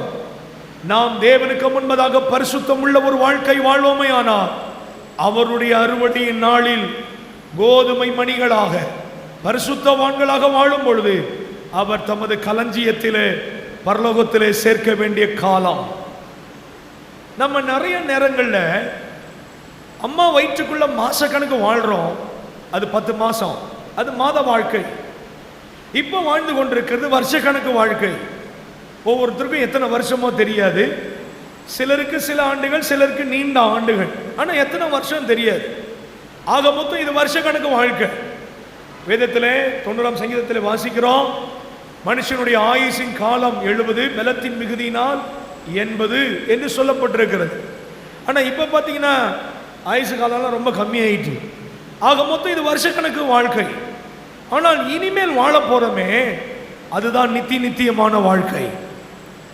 மாசக்கணக்கு அம்மா வயிற்றுக்குள்ளே வாழ்ந்தது இறந்த காலம், இப்ப வாழ்ந்து கொண்டிருக்கிறது நிகழ்காலம், இனி வாழ போறது எதிர்காலம். இறந்த காலம் எவ்வளவு உண்மையோ, நிகழ்காலத்தில் வாழ்ந்து கொண்டிருக்கிறது எவ்வளவு உண்மையோ, அதை விட அதிக உண்மை நித்தியமா இயேசுவோடு நாம் வாழ போகிறோம். அது அதிக உண்மை. நீங்களும் நானும் மாசக்கணக்கு வாழ்க்கைக்காகவும் வருஷக்கணக்கு வாழ்க்கைக்காகவும் தேவனை அண்டிக் கொள்வது அல்ல. தேவன் எதற்காக இந்த பூமிக்கு வந்தார் என்றால், பரலோக ராஜ்யத்தை, நித்திய ஜீவனை சுதந்தரிக்கத்தான் இயேசு இந்த பூமிக்கு வந்தார். நாம் இந்த பூமியில் இருக்கும் பொழுதே தேவ ராஜ்யத்தை குறித்த எண்ணம், அந்த பரலோக களஞ்சியம், அங்கே நாம் அறுவடையிலே ஆயத்தமாகி கோதுமை மணியாக பரலோகத்திலே சேர வேண்டும் என்கிற எண்ணம் இந்த நாட்களில் அதிகமாய் நமக்கு தேவை. நான் ஒரு கேள்வி கேட்கிறேன், அம்மா வயிற்றுக்குள்ள இருக்கிற குழந்தைக்கு மாச வாழ்க்கையை விட்டு வருஷக்கணக்கு வாழ்க்கைக்கு வரப்போறன்றது தெரியுமா தெரியாதா? தெரியுமா தெரியாதா? தெரியாது. எப்படி தெரியும் அந்த குழந்தைக்கு? நான் மாச வாழ்க்கையை விட்டு வருஷக்கணக்கு வாழ்க்கை வரப்போற குழந்தைக்கு தெரியாது. தெரியுதோ தெரியலையோ, மாச வாழ்க்கையை விட்டு எங்க வரணும்? இல்லை எனக்கு தெரியாது, நான் இங்கே வயிற்றிலே உட்காந்துக்கிறேன்னு சொல்ல முடியுமா? டாக்டர் அறுத்து தூக்கி போட்டுருவாங்க, வெளில வாப்பான்னு. உனக்கு மாச வாழ்க்கை முடிஞ்சிடுச்சு, வருஷக்கணக்கு வாழ்க்கைக்கு வான். அதை போல் இந்த வருஷ கணக்கு வாழ்கிற இந்த வாழ்க்கை இருக்க, இதுக்கு பிறகு நித்தியமான ஒரு வாழ்க்கை இருக்குது. மனுஷன் நித்தியத்திற்கென்று படைக்கப்பட்டவன். நீங்களும் நானும் முடிவில்லாத நித்திய ராஜ்யத்திற்கென்று படைக்கப்பட்டவர்கள். அந்த வருஷக்கணக்கு வாழ்க்கையை விட்டு நித்திய வாழ்க்கைக்கு நம்ம போய்த்தான் ஆகணும். பரலோகமும் நித்தியம், நரகமும் நித்தியம், ரெண்டுமே உண்மை. நிறைய பேருக்கு என்னன்னா, யாரு பார்த்தாத பரலோகத்தை நீங்க பார்த்தீங்களா? நம்ம பார்க்காதனால அது இல்லைன்னு அர்த்தம் கிடையாதுங்க. இயேசு கிறிஸ்து அதை சொல்லி வைத்திருக்கிறார். பரலோகமும் நித்தியம், நரகமும் நித்தியம். ஆகவே இந்த வருஷக்கணக்கில் வாழ்ந்து கொண்டிருக்கிற நாம் நித்திய ராஜ்யத்திற்கு ஏற்றவாறு வாழணும். இப்போ அம்மா வயிற்றுக்குள்ள மாசக்கணக்கில் வாழ்கிற குழந்தைக்கு வருஷ கணக்குக்கு வாழணுன்றதுக்காக அம்மா எவ்வளோ கவனமாக இருக்கிறாங்க பார்த்தீங்களா? எதை சாப்பிடணுமோ அதான் சாப்பிடுவாங்க. நிறைய ட்ராவல் பண்ண மாட்டாங்க. அப்பப்போ ஸ்கேன் எடுத்து பார்ப்பாங்க, பிள்ளை ஹார்ட் நல்லா துடிக்குதா, நல்லா இருக்குதா. ஏன்னா இது மாச வாழ்க்கையை விட்டு எங்கே வரணும்? வருஷ கணக்கு வாழ்க்கைக்கு வரணும். ஆகவே எதை சாப்பிடணுமோ அதான் சாப்பிடுவாங்க, எப்படி நடக்கணுமோ அப்படி தான் நடப்பாங்க. ஏன்னா பத்திரமா அதை பெற்றெடுக்கணும். இல்லை அந்த அம்மா நான் என்ன வேணாலும் சாப்பிடுவேன், நான் எங்கே வேணாலும் குதிப்பேன், நான் எங்கே வேணாலும் ஓடுவேன்னா என்ன ஆகும்? பிள்ளை அபாஷன் ஆகும், இல்லை செத்து பிறக்கும். எவ்வளோ கவனமாக இருக்கணுமோ அவ்வளோ கவனமாக இருக்கணும். அப்போ தான் வருஷ கணக்கு வாழ்க்கைக்காக வர முடியும். அதை போல வருஷ கணக்கில் வாழ்ந்து கொண்டிருக்கிற நாம் ஒரு கவனமாய், பரிசுத்தமாய், நீதியாய், இயேசுவின் இரத்தத்தினாலே கழுவப்பட்டு சத்திய வார்த்தைகளுக்கு கீழ்ப்படிந்து தேவனுடைய சித்தத்தை நாம் செய்வோமையானால், தேவன் நமக்கு கொடுத்திருக்கிற கட்டளைகளை நாம் கீழ்ப்படிவோமையானால் பத்திரமான ஒரு இடத்துக்கு போகலாம், பரலோகத்துக்கு போக முடியும். நம்ம கிறிஸ்தவ குடும்பத்தில் இருக்கலாம், கிறிஸ்தவ பெயரை வைத்திருக்கலாம், ஆலயத்திற்கு வரலாம். ஆனால் நாம் கவனமாய் பரிசுத்தமாய் வாழாவிட்டால் பத்திரமான பரலோகத்துக்கு போக முடியாது. அதனால தான் ஆண்டவர் சொன்னாரு, ஜாக்கிரதையா இருங்க, கவனமா இருங்க, தெளிந்த புத்தியோடு இருங்க, எச்சரிக்கையா இருங்க. இப்படிலாம் ஆண்டவர் நமக்கு சொல்லி வைத்திருக்கிறார். கிறிஸ்தவ வாழ்க்கை கடினமுள்ள வாழ்க்கை அல்ல, கிறிஸ்தவ வாழ்க்கை கவனமுள்ள வாழ்க்கை. நீங்களும் நானும் எதை நோக்கி ஓடிக்கொண்டிருக்கிறோம்? இது ஒரு பிரயாணம், இது ஒரு பிரயாணம். நம்முடைய வாழ்க்கை என்பது ஒரு பயணம். பரலோகத்தை நோக்கி, லக்கை நோக்கி ஆசையாய் தொடர்கிற ஒரு பயணம். சரி, நான் ஒரு கேள்வி கேட்குறேன். நீங்கள் மாட்டுத்தாவணி பஸ் ஸ்டாண்டுக்கு போனீங்க, நீங்கள் ஒரு ஊருக்கு போகணும், ஒரு கோயம்புத்தூர் போகணும்னு வச்சுக்கோங்களேன். கோயம்புத்தூர் போகணும் நீங்கள். அப்போ அங்கே மாட்டுத்தாவணி பஸ் ஸ்டாண்டுக்கு நீங்கள் போனீங்கன்னா நிறைய பஸ் இருக்கும். சென்னைக்கு பஸ் இருக்கும், திருச்சிக்கு பஸ் இருக்கும், கன்னியாகுமரிக்கு பஸ் இருக்கும், திருநெல்வேலிக்கு பஸ் இருக்கும், சேலத்துக்கு பஸ் இருக்கும். ஆனால் நம்ம போக வேண்டியது எது? கோயம்புத்தூர். நம்ம ஒவ்வொரு பஸ்ஸையாக பார்ப்போம், ஒவ்வொரு பஸ்ஸையாக பார்ப்போம். எந்த பஸ்ஸில் கோயம்புத்தூர்னு போர்டு இருக்குதோ அந்த பஸ்ஸில் தான் ஏறி உட்காருவோம், இல்லையா? எல்லா பஸ்ஸும் ஓடும் தான், எல்லா பஸ்ஸும் பிரயாணம் தான். ஆனால் நம்ம போக வேண்டிய லக்கு எது? அதாவது நம்முடைய எண்ட வச்சு தான் நம்முடைய துவக்கமே. நம்முடைய முடிவை வைத்துதான் நம்முடைய துவக்கம். இன்னைக்கு நம்ம எதை நோக்கி ஓடுகிறோம்? நம்முடைய லக்கு என்ன? நம்முடைய எதிர்பார்ப்பு என்ன? நித்தியமாய் தேவனோடு வாழ வேண்டிய படைக்கப்பட்டிருக்கிற நாம் எவ்வளவு கவனமா இருக்கணும். எந்த பஸ்ல ஏறி உக்காந்து இருக்கிறேன்னு தெரியணும். என் வாழ்க்கை எதை நோக்கி ஓடிக்கொண்டிருக்கிறது? என்னுடைய ஜீவியம் எதை நோக்கி போய்கொண்டிருக்கிறது? பாவங்களை அறிக்கை செய்வது மாத்திரம் மனம் திரும்புதல் ஆகாது. இயேசு கிறிஸ்துவின் இரத்தம் சகல பாவங்களையும் நீக்கி நம்மை சுத்திகரிக்கும். பழைய ஏற்பாட்டு காலத்தில் ஒரு மனிதன் பாவம் செய்வானேயானால் அவனுக்கு பலியிடப்பட்டது, மன்னிக்கப்பட்டது. ஆனால் புதிய ஏற்பாட்டு காலத்தில் இயேசு கிறிஸ்துவின் இரத்தம் நம்முடைய பாவங்களை மன்னிக்கிறது மாத்திரமல்ல, அது நம்மை விட்டு நீக்கப்பட்டிருக்கிறது. பாவம் நீங்கியிருக்கா? பரிசுத்த வாழ்க்கை வாழ்றோமா? ஒரு அறுவடையின் காலம் வைக்கப்பட்டிருக்கிறது. தேவன் கோதுமையை களஞ்சியத்தில் சேர்க்கிற நாட்கள் வந்துவிட்டது. இந்த காலத்தில் நாம் எதை நோக்கி போய்கொண்டிருக்கிறோம்? எல்லாரும் சில பேர் சொல்லுவாங்க தெரியுமா, எல்லா நதியும் கடலை தாங்க போய் சேருது. என்னதான் எல்லா நதியும் கடலில் தாங்க போய் சேருது.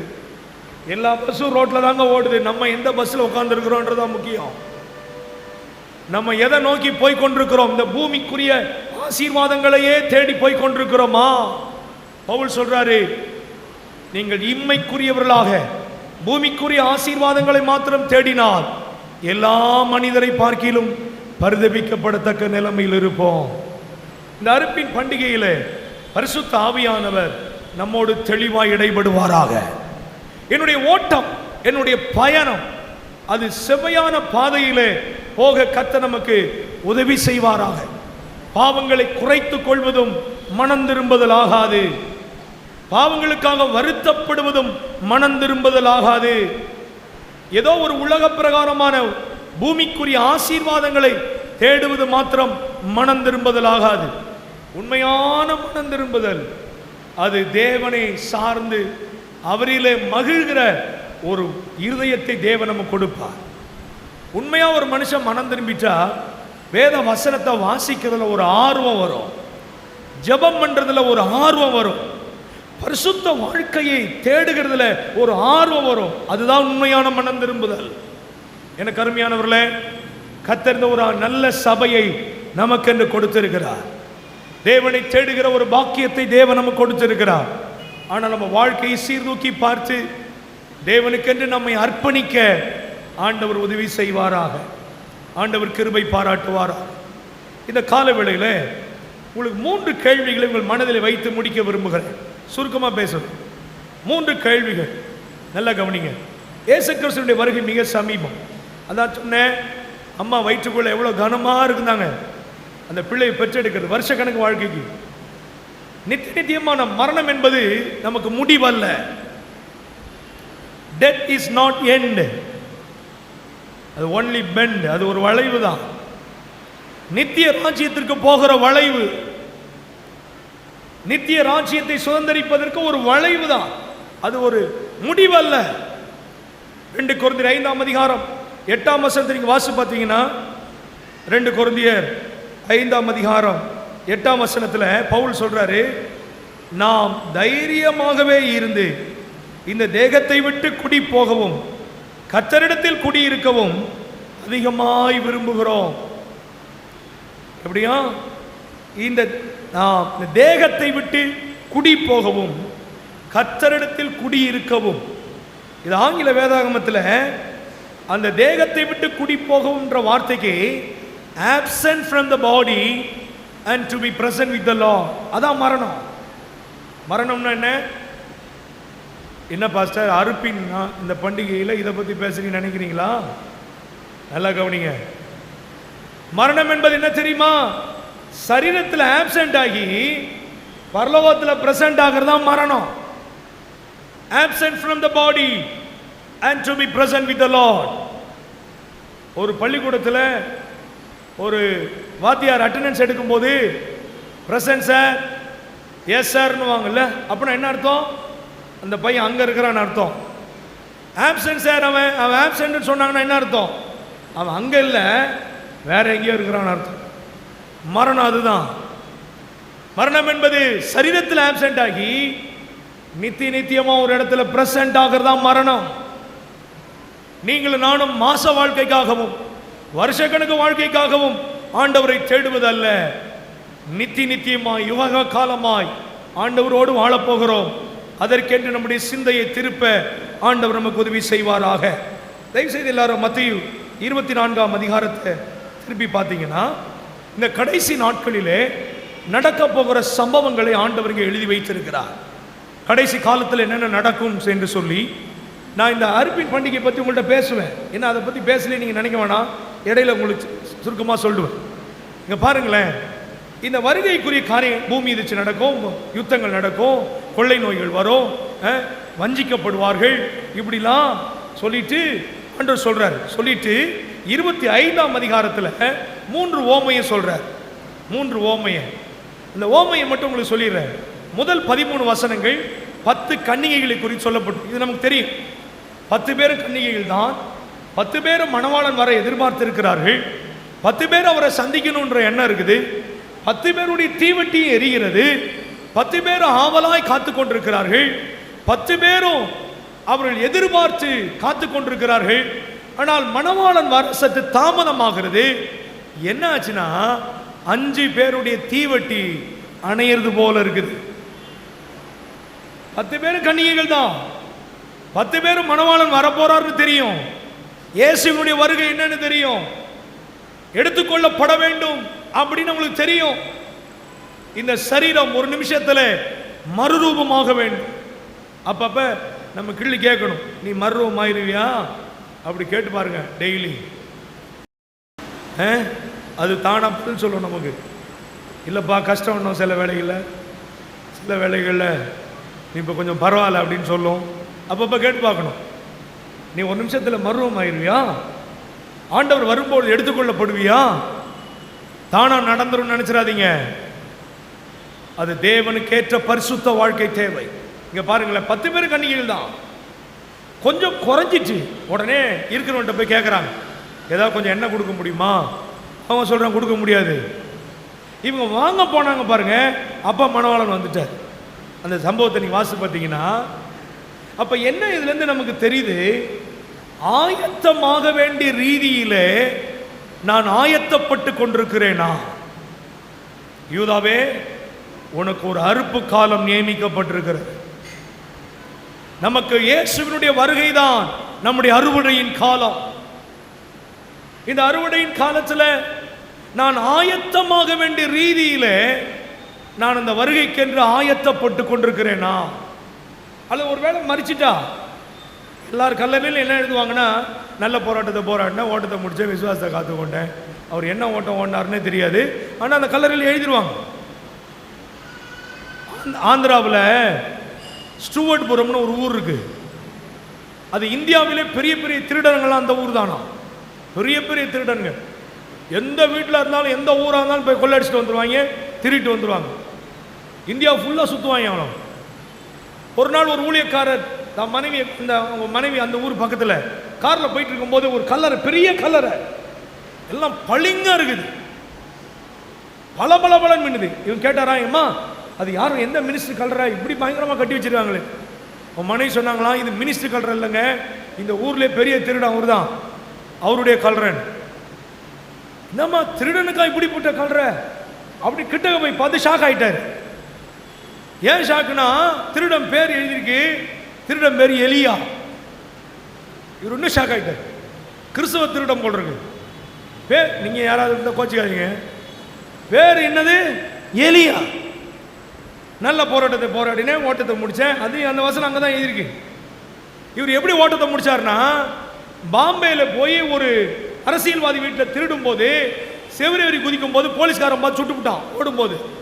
அப்படிதான் இவர் ஓட்டத்தை முடிச்சாரு. ஆனா கல்லறையில் என்ன இருக்கு? நல்ல போராட்டத்தை போராடினேன். இது ஏதென்றனால நான் நல்ல ஓட்டம் ஓடணும்னு அர்த்தம் கிடையாதுங்க. என் ஓட்டம் எதை நோக்கி இருக்குது? தேவன் களஞ்சியத்திலே கோதுமையை சேர்ப்பா. ஆயத்தமாக வேண்டிய ரீதியில் ஆயத்தப்பட்டு கொண்டிருக்கிறேனா? இந்த கேள்வி எப்போது நமக்கு மனசில் இருக்கணும்.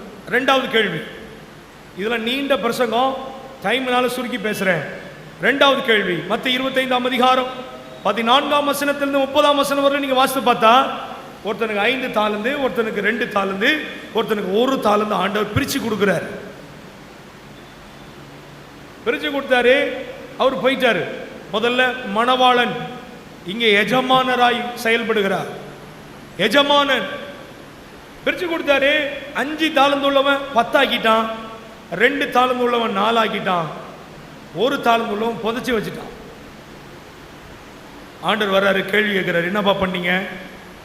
உங்களை நான் ரட்சித்தனே, உங்களை நான் அபிஷேகம் பண்ணேனே, உங்களுக்கு இந்த விலையேற பெற்ற ஆசீர்வாதங்களை கொடுத்தனே, உனக்கு இந்த சபையை கொடுத்தனே, கிருபை வரங்களை கொடுத்தனே, பாடக்கூடிய பேசக்கூடிய என்னை பற்றி சொல்லக்கூடிய காரியங்கள்லாம் கொடுத்தனே, என்ன பண்ணீங்கன்னு கேட்டார். 5 கொடுத்தவன் 10 கொடுத்தான். இதெல்லாம் ஆயத்தம் பண்ணிட்டு ஆண்டவரே இங்க பாருங்க.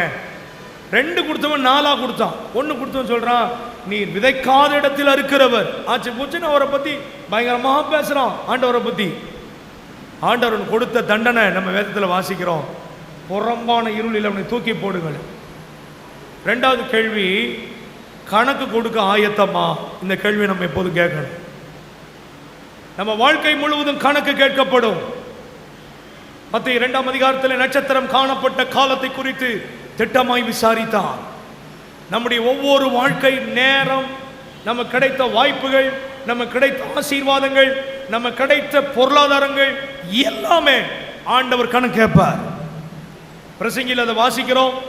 நன்மையானாலும் தீமையானாலும் 11ஆம் அதிகாரம் 9ஆம் வசனம், 12ஆம் அதிகாரம் 14ஆம் வசனம், தேவன் நியாயத்திலே கொண்டு வந்து நிறுத்துவார்.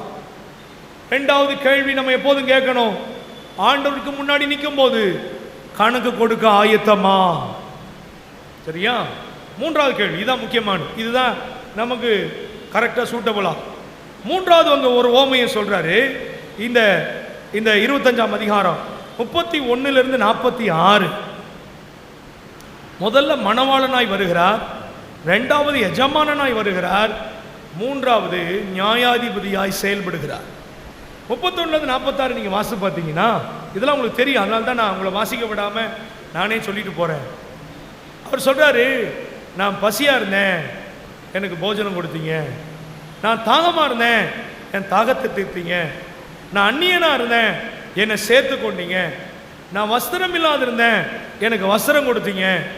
நான் வியாதியாக இருந்தேன், என்னை விசாரிக்க வந்தீங்க. நான் காவலில் இருந்தேன், என்னை பார்க்க வந்தீங்கன்னு சொல்கிறார். அப்படின்னா என்ன அர்த்தம்? தேவனால் தெரிந்து கொள்ளப்பட்ட நாம், சபையில் அங்கத்தினராக இருக்கிற நாம், ரட்சிக்கப்பட்டிருக்கிற நாம், அன்பின் கிரியை நம்மிடத்திலிருந்து வெளிப்படணும்னு ஆண்டவர் எதிர்பார்க்கிறார். அன்பின் கிரியை, நான் உன் மேல அன்பா இருக்கிறேன்னு சொல்றது பெருசு இல்லை. ஆண்டவரே நான் உங்க நேசிக்கிறேன்னு சொல்றது பெருசு இல்லை. அந்த நேசத்தின் வெளிப்பாடு நாம் எதை காண்பிக்கிறோம்? ஆண்டவருக்கென்று நாம் எதை காண்பிக்கிறோம்? கொடுக்கிறோமா? ஆண்டவருக்கென்று நாம் என்ன செயல்பாடு நம்ம வாழ்க்கையில் இருக்குது? இந்த நாளில் நம்மால் இயன்றதை நம்ம கொண்டு வந்து தேவ சமூகத்தில் வச்சிருக்கிறோம். நம்மையே அர்ப்பணிக்க வந்திருக்கிறோம். ஆனால் இதை விட இன்னும் முடியும் நம்மளால. அதனால தான் நம்ம வாசிக்க வேண்டிய வேத பகுதியில் ஒன்று வாசித்தோம் தெரியுமா? உன் தேவனாகிய கர்த்தரை உன் முழு இருதயத்தோடும், சொல்லுங்க, உன் முழு ஆத்மாவோடும், முழு மனதோடும் அவரிடத்தில் என்ன செய்யணுமா? ஆமாம். ஆனால் மற்றவர்கள் நேசிக்கும் போது உன்னை போல பிறனை நேசின்னு சொன்னார். மற்றவர்கள் நேசிக்கும் போது எப்படி சொல்றாரு? நீ உன்னை நீ நேசிக்கிறது போல. ஒருவேளை நம்மளே குறைவாக நேசிப்போம், நம்மளே காலைல சாப்பிட மாட்டோம், அதனால் மற்றவனுக்கு சாப்பாடு வாங்கி தர மாட்டோம். நம்மளை நேசிக்கிறது போல மற்றவங்களை நேசிக்கணும். ஆனால் ஆண்டவரை நேசிக்கும் போது என்னென்ன குறைய நேசிப்போம், அப்படி நேசிடக்கூடாது. 100% முழு இருதயத்தோடு, முழு உள்ளத்தோட. நான் இன்னைக்கு ஒரு கேள்வி கேட்குறேன். இன்னைக்கு ஆண்டவரிடத்தில் நிறைய படைக்க வந்திருக்கிறோமே, 100% முழு இருதயத்தோட நம்மளால் இயன்றதை ஆண்டவருக்கு கொடுத்துருக்கிறோமா? அதை தேவன் பார்க்கிறார். ஏதோ ஒரு கடமைக்காக, சரி இன்னைக்கு ஒரு பண்டிகைப்பா, ஏதோ கொண்டு வந்து வச்சிருவோம், ஏதோ நம்மளால் முடிஞ்சது செய்வோம், அப்படி செய்கிறோமா? தேவன் நம்மிலே மெச்சிக்கொள்ளத்தக்கதான ஒரு காணிக்கை, ஒரு படைப்பு. இந்த விதவை 2 காசை போட்டா. ஏன் தெரியுமா? அவளுக்கு இருந்ததே அவ்வளோதான். நம்ம அப்படி செய்ய மாட்டோம். காயினுடைய பலியினையும் ஆபேலுடைய பலியை கர்த்தர் அங்கீகரித்தார், அதை மேன்மையானதாக எண்ணினார். ஏன் அப்படின்னா அவன் தலையீட்டானவைகளை கொடுத்தான், முதன்மையானவைகளை கொடுத்தான். எப்படி அவனால் கொடுக்க முடிஞ்சது? நீங்க எபிரேயர் 11ஆம் அதிகாரத்தில் விசுவாச வீரர்களுடைய பட்டியலில் அதை நம்ம வாசிக்கிறோம். அப்ப ஆபேலுக்கு இருந்த விசுவாசம் என்ன? ஏன் முதன்மையானது கொடுத்தானா? ஆபேலுக்கு தெரியும், நான் வச்சிருக்கிற அத்தனையும் கர்த்தர் எனக்கு கொடுத்தது என்கிற எண்ணம் யாருக்கு இருந்தது? அந்த விசுவாசம் ஆபேலுக்கு இருந்தது. நம்ம யாரு ஆண்டவருக்கென்று முதன்மையானதை கொடுப்போம்னா, இது கொடுத்ததெல்லாம் கர்த்தர்னு யார் நம்புறாங்களோ அவங்க தான் கொடுப்போம். அவங்க தான் கொடுப்போம். ஆபிரகாம் அவனுக்கு ஒரு வயதான காலத்தில் மகனை கொடுத்துட்டு வாலிப வயசுல போய் எனக்கு பலியிடுன்றார். உடனே ஆபிரகாம் கூட்டு போயிட்டார். சொந்த பிள்ளைய எனக்காக தகன பலியிடு. தகன பலின்னா தெரியுதா? அவனை எரிச்சு சாம்பல் ஆக்கிருன்னு அர்த்தம். அது முடியுமா? தேவன் கொடுத்ததாச்சே, இது ஆண்டவர் பேசல, வேணாம் வேணாம் அப்படின்னு விட்டுருக்கலாம். ஆனால் தாம் மகனையே கேட்டபோது அது அப்படியே கொண்டு போய் பலிபீடத்தில் கடத்தி வச்சுட்டார். ஏன்னா ஆபிரகாமுக்கு தெரியும், இந்த பிள்ளையை கொடுத்தது கர்த்தர், இந்த பிள்ளையை கொடுத்தது கர்த்தர். ஆகவே தான் முதன்மையானவைகளை கொடுக்க முடிஞ்சது. இன்னைக்கு நம்முடைய வாழ்க்கையில் நம்ம இது யோசிக்கணும். தேவனுக்கென்று கொடுக்க விரும்புகிற நாம் முதன்மையானதை, மேலானதை, ஆசீர்வாதங்களை, தலையீற்றானதை ஆண்டவருக்கென்று நம்மை அர்ப்பணிக்க, ஏதோ ஒன்று அப்படி பிச்சு போடுறதல்ல, நம்மையே அர்ப்பணிக்க. ஏன்னா இயேசு சீக்கிரம் வரப்போகிறார். நம்ம எதெல்லாம் ஆண்டவருக்கென்று கொடுக்கிறோமோ அதெல்லாம் நமக்கு பரலோகத்தில் பொக்கிஷங்களாக சேர்த்து வைக்கப்படும். மத்தேயு 5ஆம் அதிகாரத்தில் ஆண்டவர் சொன்ன, பரலோகத்தில் உங்களுக்கு பொக்கிஷங்களை சேர்த்து வையுங்கள் அப்படி சொன்னார். பரலோகத்தில் நம்ம எப்படி பொக்கி சேர்த்துருக்கிறோமா? நிறைய பேட்ரிக் ஜோஷுவான்னு ஒரு ஐயா இருந்தார், அதை மட்டும் சொல்லி முடிச்சிடுறாரு. உங்களுக்கு தெரியும் பேட்ரிக் ஜோஷுவா ஐயா முக்கியமான ஒரு நபர். அவருடைய மகன், அவருக்கு பேர் ஜிம் எலியட் என்று சொல்லப்படுகிற ஒரு நல்ல மகன், நல்ல படித்தவர். ஆனால் திருமணம் செய்யாமல் மிஷினரியா நார்த் இந்தியாவுக்கு, ஜார்க்கண்ட் மாநிலத்துக்கு போனார். மால்டோ மக்கள் மத்தியில் போய் ஊழியம் செய்ய போனார். அங்கே மால்டோ மக்கள் எல்லாம் கிராமத்து ஆட்கள், மலைவாசிகள், சாப்பாட்டுக்கே வழி இல்லாதவங்க. இவர் நல்லா படித்தவர், இவங்க அப்பா பெரிய பணக்காரர். அதனால் தான் மகன் மிஷினரியாக அங்கே போயிருக்கிறாருன்னு சொல்லி தான் மகனுக்கு நிறையா பணங்கள் அனுப்புவார், நிறையா காரியங்களை செய்வார். அவர் நண்பர்கள் அவருக்கு பணம், ஏன்னா மிஷினரியாக ஊழியம் செய்கிறாரே, அவருக்கு நம்ம அனுப்புவோம்னு சொல்லிட்டு தங்களால் ஆனதெல்லாம் அனுப்புவான். அவர் என்ன பண்ணுவார்னா, தனக்குன்னு எதையுமே வச்சிக்காம அந்த மால்டோ மக்கள் மத்தியில் இருக்கிறதுனால அந்த மக்களுக்காக எல்லாவற்றையும் செலவழிச்சார். எல்லாவற்றையும் செலவழித்து என்ன செஞ்சார்னா, இந்த மக்கள் எப்படியாவது ரட்சிக்கப்படணும், இந்த மக்கள் எப்படியாவது ஆண்டவரை ஏற்றுக்கொள்ளணும் அப்படின்னு சொல்லி இங்கே அவர் சொல்கிறார். அந்த அவர் வந்து நல்லா என்ன செஞ்சாராம், அந்த மக்களுக்காக எல்லாவற்றையும் செலவழிச்சார், எல்லா பணங்களையும். இவர் தனக்கு ஒன்றுமே வாங்கிக்கல, வாலிபன், படித்தவர். அவர் ரூமில் பார்த்தீங்கன்னா வெறும் ஒரு ஷோல்டர் பேக்கு, ஒரு நோட்டு பேனா, ஒரு பைபிள், சும்மா ஒரு தட்டு, ஒரு சொம்பு, அவ்வளோதான். பெட்டி கூட வாங்கிக்கலையா, ஹார்லிக்ஸ் அட்டை பெட்டி தான் அவருக்கு பெட்டியே, 2-3 வஸ்திரம் தான். இப்படி தனக்குன்னு கொஞ்சோன்னு வச்சுக்கிட்டு வந்த பணத்தை எல்லாம் மற்றவர்களுக்கு கொடுத்து கொடுத்து கொடுத்து கொடுத்து இயேசுவை அறிவிக்கிறவராக இருந்தார். திடீர்னு அவங்க அப்பாவுக்கு ஒரு நியூஸ் வருது, உங்கள் பையன் செத்துட்டான்.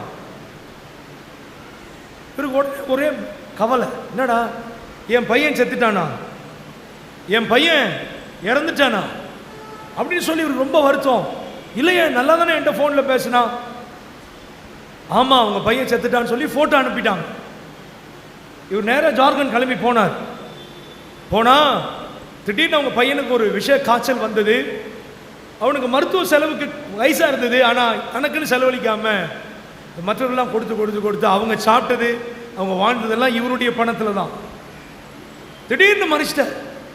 இவங்க அப்பா போனால் ஒரு பெஞ்சில் அவரை படுக்க போட்டிருக்குது. ஒரே வருத்தம், சே வாலிப வயசில் தான் பையன் இறந்துட்டானேன்னு சொல்லி சரி தன் பையன் இருந்த ரூமுக்கு போய் பார்ப்போம் என்ன தான் வச்சுருக்காருன்னு பார்த்தா அங்கே ஒன்றும் கிடையாது. வெறும் தட்டு, ஒரு சொம்பு, ஒரு ஹார்லிக்ஸ் அட்டை பெட்டி. கேட்குறாரு, என் பையன் இப்படியா இருந்தான், என் பையனுடைய பொருள்லாம் எங்கே? அங்கே இருக்கணும்னு சொன்னாங்க. இல்லையா, அவருக்குன்னு ஒரு பொருளும் வாங்கிக்கல. அவர் நீங்கள் கொடுத்த எல்லா பணத்தையும் இந்த ஜனங்களுக்கு கொடுத்தாங்க. பாருங்கள் எவ்வளோ ஜனங்க இருக்கிறாங்க, பாருங்கள் எவ்வளோ ஜனங்க அழுகிறாங்க பாருங்கள். அவங்கெல்லாம் இவரால் தான் சாப்பிட்டாங்க, இவரால் தான் வாழ்ந்தாங்க. அவங்களும் ஓன்னு அழுகுறாங்க, என்னை விட்டு போயிட்டீங்களே தம்பின்னு. அப்போ இவங்க அப்பாவுக்கு ரொம்ப வேதனை. அவர் அந்த ஷோல்டர் பேக்கில் பைபிளும் ஒரு டைரி இருந்துச்சு.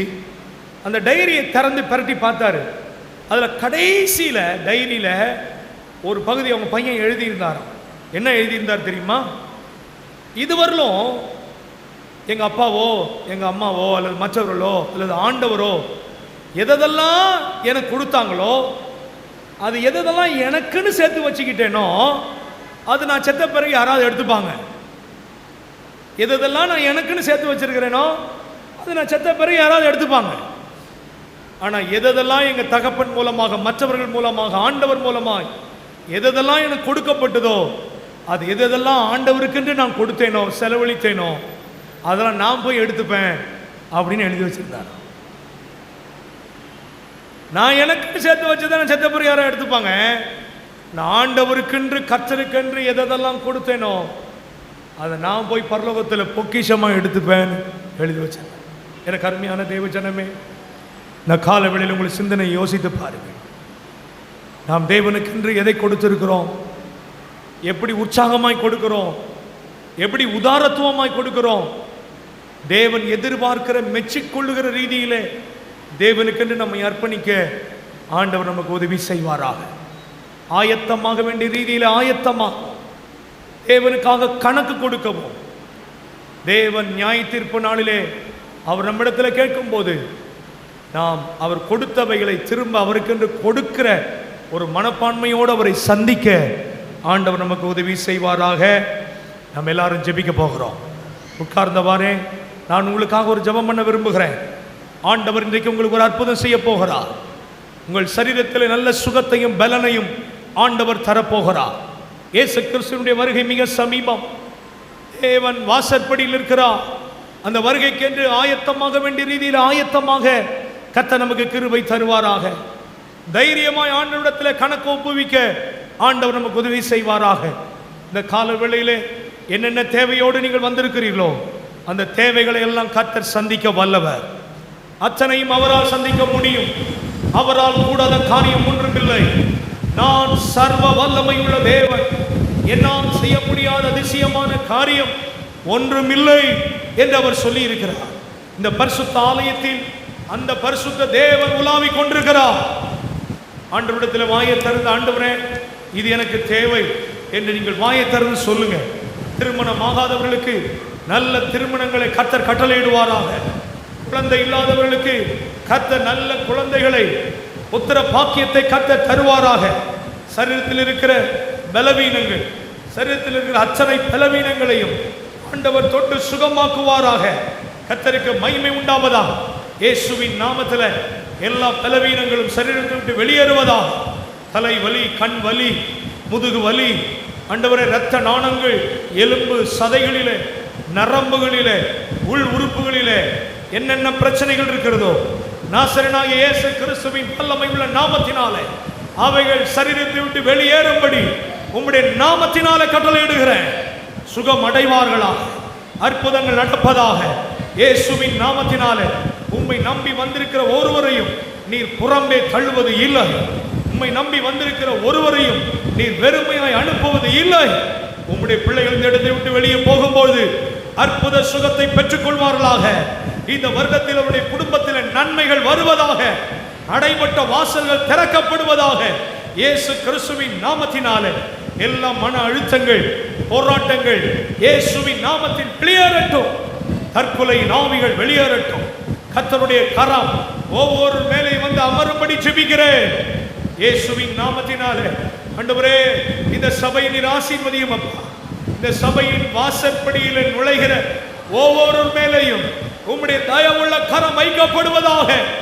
இந்த அறுவடையின் பண்டிகை நாட்களில் இன்னும் உடைய பிள்ளைகள் ஆசீர்வாதத்தினால் நிரப்பப்பட்டு இன்னும் அநேக அறுவடைகளை காண, அந்த கோதுமை மணியாக மாற கர்த்தர் ஒவ்வொருவருக்கு கிருபை தார்.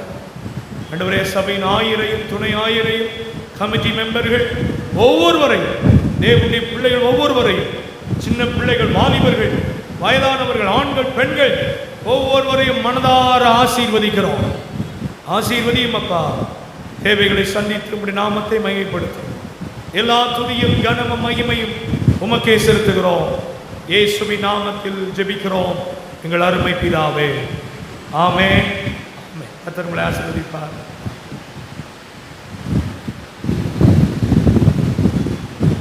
விசுவாச பிரமாணத்தின் மூலம் அறிக்கை செய்வோம்.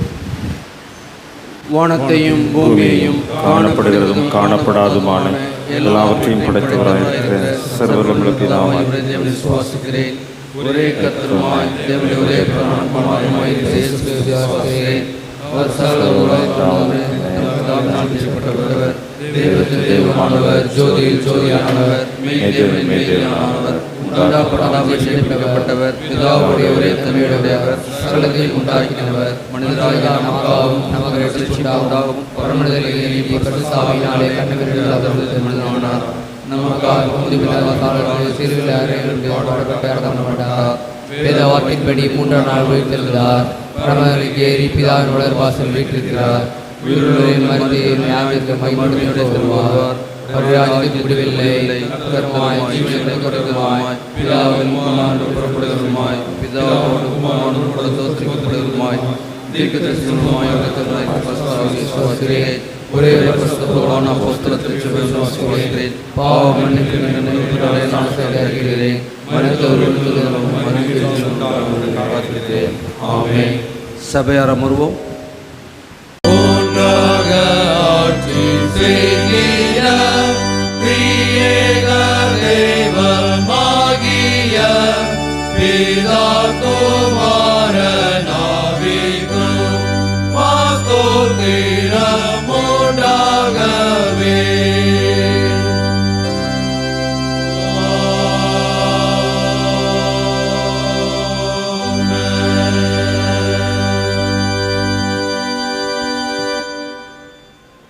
கிறிஸ்துவின் சரீரம் இரத்தமாகிய சாக்கிரமந்தை விசுவாசத்தினாலே பெற்றுக்கொண்டவர்களாகி நாம் பின்வரும் ஜெபத்தை ஏறெடுப்போம். சர்வ வல்லமையுள்ள கடவுளே, பரமபிதாவே, உமது நேசகுமாரனும் எங்கள் ஆண்டவருமாய் இயேசு கிறிஸ்துவுக்குள் எங்களை முதலியாக ஏற்றுக்கொண்டு இரத்தமாகிய நான ஆவரத்தங்கள் போய் எங்கள் பாவங்களை மன்னித்து நித்திய ஜீவனை வாக்கு பண்ணியிருக்கிறீர். அளவிடப்படாத நன்மைக்காக ஸ்தோத்திரிக்கிறோம். சரீரம் ஆத்மா எங்களை பரிசுத்தம் ஜீவனுள்ள பலியாகவும் பொருட்படுகிறோம்.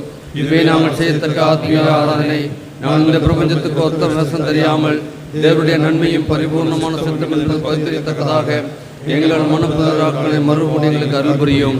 கடைசியில் நாங்கள் பரிசுத்தவான்கள் அனைவரோடும் முந்தைய நித்திய அடைத்தக்கதாக உலகத்திலே கீழ்ப்படிந்து நடக்க எங்கள் கிருபை செய்யும். உம்மோடும் பரிசுத்தாவியோடும் ஒரே கடவுளாய் சதா காலம் ஜீவித்து அரசாடுகிற எங்கள் ஆண்டவர் இயேசு கிறிஸ்துவாய் வேண்டிக் கொள்கிறோம். ஆமென். எங்கள் தேவனுக்கு துதியும் மகிமையும் ஞானமும் ஸ்தோத்திரமும் கனமும் வல்லமையும் பலமும் சதா காலம் உண்டாவதாக. ஆமென். எல்லா புத்திக்கும் மேலான தேவ சமாதானம் உங்களோடு இருந்து எங்கள் தேவனையும் அவருடைய குமாரனாகி நம்முடைய ஆண்டவர் இயேசு கிறிஸ்துவை பற்றி அருள் அன்பில் நிலைத்திருக்கும்படி உங்கள் இருதயத்தையும் சிந்தையும் காக்க கடவது தந்தை, மைந்தன், தூய ஆவியர் ஆகிய திரியேக கடவுளுடைய ஆசீர்வாதம் இன்றும் என்றும் சதா காலங்களும் உங்களோடு நிலைத்திருப்பதாக.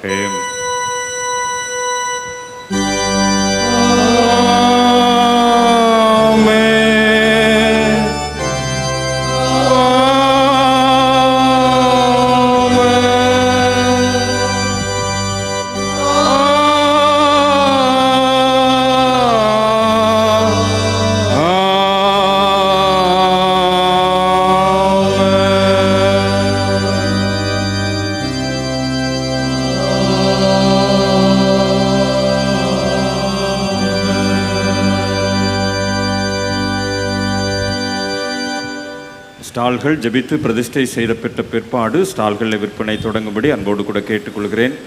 நிறைவு வரை ஏலம் முடிகிற வரை இருப்பவர்களுக்குரிய சிறப்பு பரிசுகள் ஒழுங்கு செய்யப்பட்டிருக்கிறது. ஆகவே முழுமையாக பங்கு பெற உங்களை அன்போடு கூட நினைவுபடுத்துகிறேன். வழிபாட்டின் நிறைவு பவனி பாடலாக 2வது மங்களக்கவி கர்த்தர் தந்த ஈவுக்காக என்றைக்கும் ஸ்தோத்திரம் என்ற மங்களக்கவியை பாடி வழிபாட்டை நிறைவு செய்வோம்.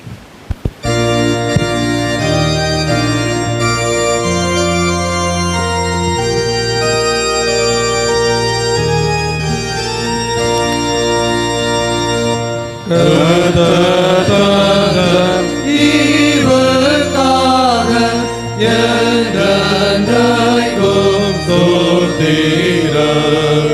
விண்ணோர் மன்னோர் கூட்டமாக பாடுவார் சங்கீதனம். மீட்கப்பட்ட யாவராலும்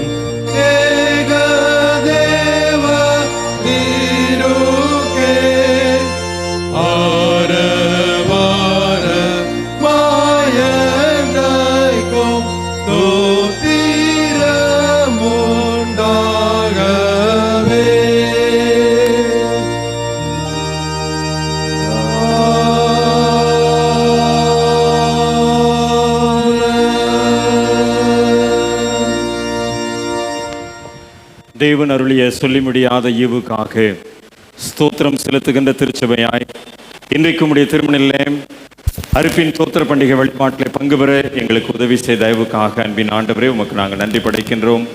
இந்த பலனோடு இந்த உலகத்திற்குள் கடந்து செல்கிற நாங்கள் ஆண்டவருடைய ஆசீர்வாதத்தோடு கூட வாழ்ந்து மகிழ்ந்திருக்க அருள் தாரும். தொடர்ந்து நடைபெறுகின்ற விற்பனை விழா, தொடர்ந்து நடைபெறுகின்ற ஏல நிகழ்வுகளிலே ஆண்டவருடைய பிரசன்னம் எங்களோடு கூட இருந்து எங்களை ஆளுகை செய்வதாக. கர்த்தரை கனப்படுத்தும்படியாய் வந்த எங்களை கனப்படுத்தி அனுப்புகின்ற ஆண்டவர் எங்களோடு கூட இருந்து எங்களை வழிநடத்த வேண்டும் என்று இயேசு கிறிஸ்துநாதர் மூலம் வேண்டிக் கொள்கிறோம். அன்பு நிறைந்த ஆண்டவரே, ஆமேன்.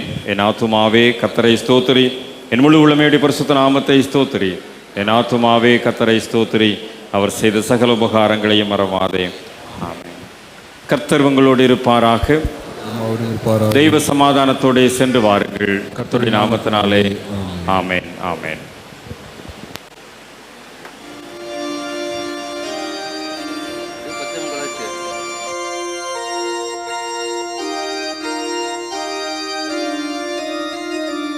நாட்களும் நம்ம மத்தியில் வந்து ஆண்டவருடைய வார்த்தைகளை பகிர்ந்து கொடுத்த அருமையான சகோதரர் இயேசுதாசன் அவர்களுக்கு நம்முடைய ஆலயத்தின் சார்பில் அவர்களை கௌரவிக்கிறோம்.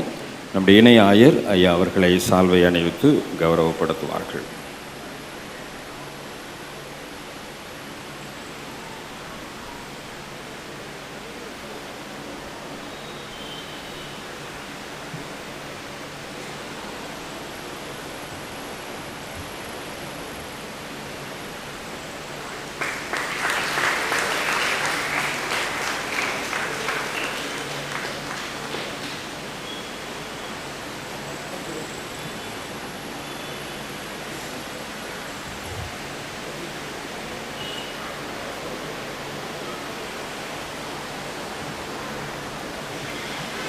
பாடகர் குழுவினர் பாடல்களை பாடுகின்ற போது அறுப்பின் தோத்திர பண்டிகைக்குரிய காணிக்கை கவர்களை முன்வந்து படைக்க அன்போடு கூட அழைக்கிறேன்.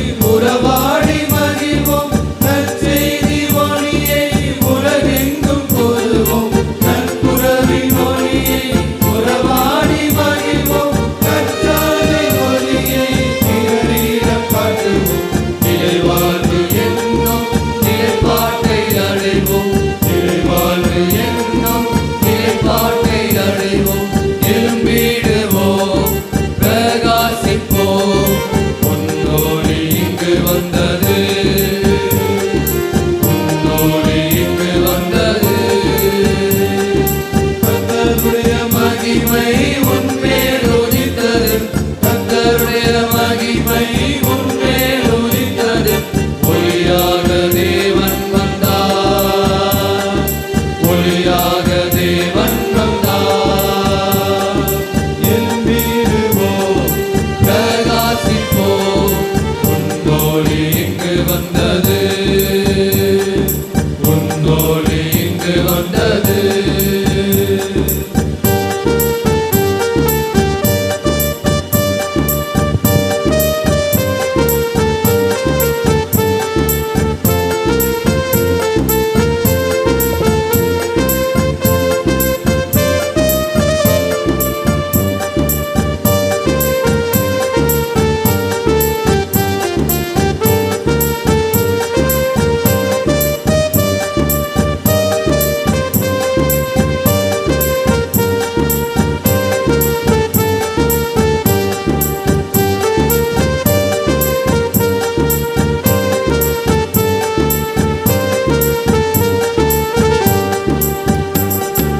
அன்பின் ஒளி வீசி அரவணைத்து செல்லுவோம், உண்மையின் ஒளி வீசி மெய்யாக இருப்போம். அன்பின் ஒளி வீசி அரவணைத்து செல்லுவோம், உண்மையின் ஒளி வீசி மெய்யாக இருப்போம்.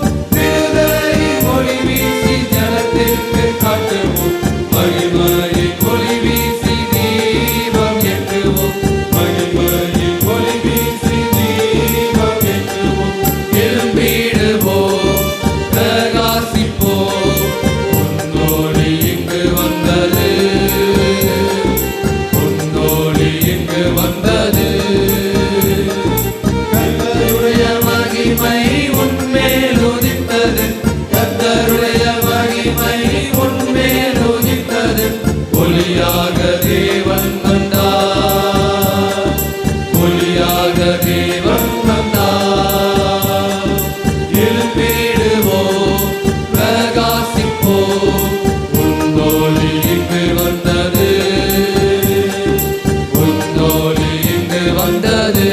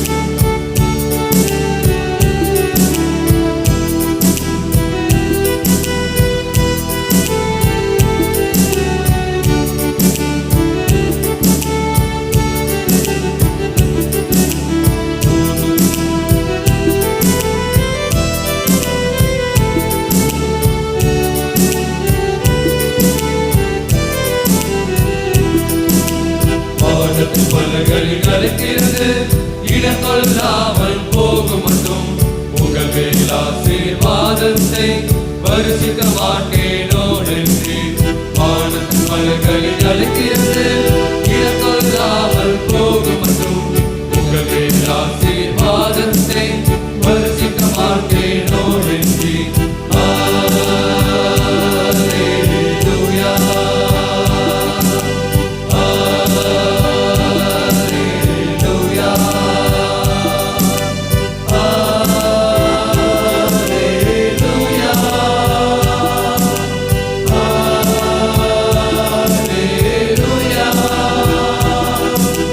ஆசீர்வாத மழை எங்கள் மேலொன்றும், ஆசீர்வாத மழை எங்கள் மேலொன்றும். வானத்தின் பலகளில் அழைக்கிறது, இடங்கொள்ளாமல் போகும் மட்டும் உங்கள் ஆசீர்வாதத்தை வருஷிக்க மாட்டேனோ என்று. வானத்தின் பலகளில் அழைக்கிறது, இடங்கொள்ளாமல் போகும் மட்டும் உங்கள் ஆசீர்வாதத்தை வருஷிக்க மாட்டேனோ என்று.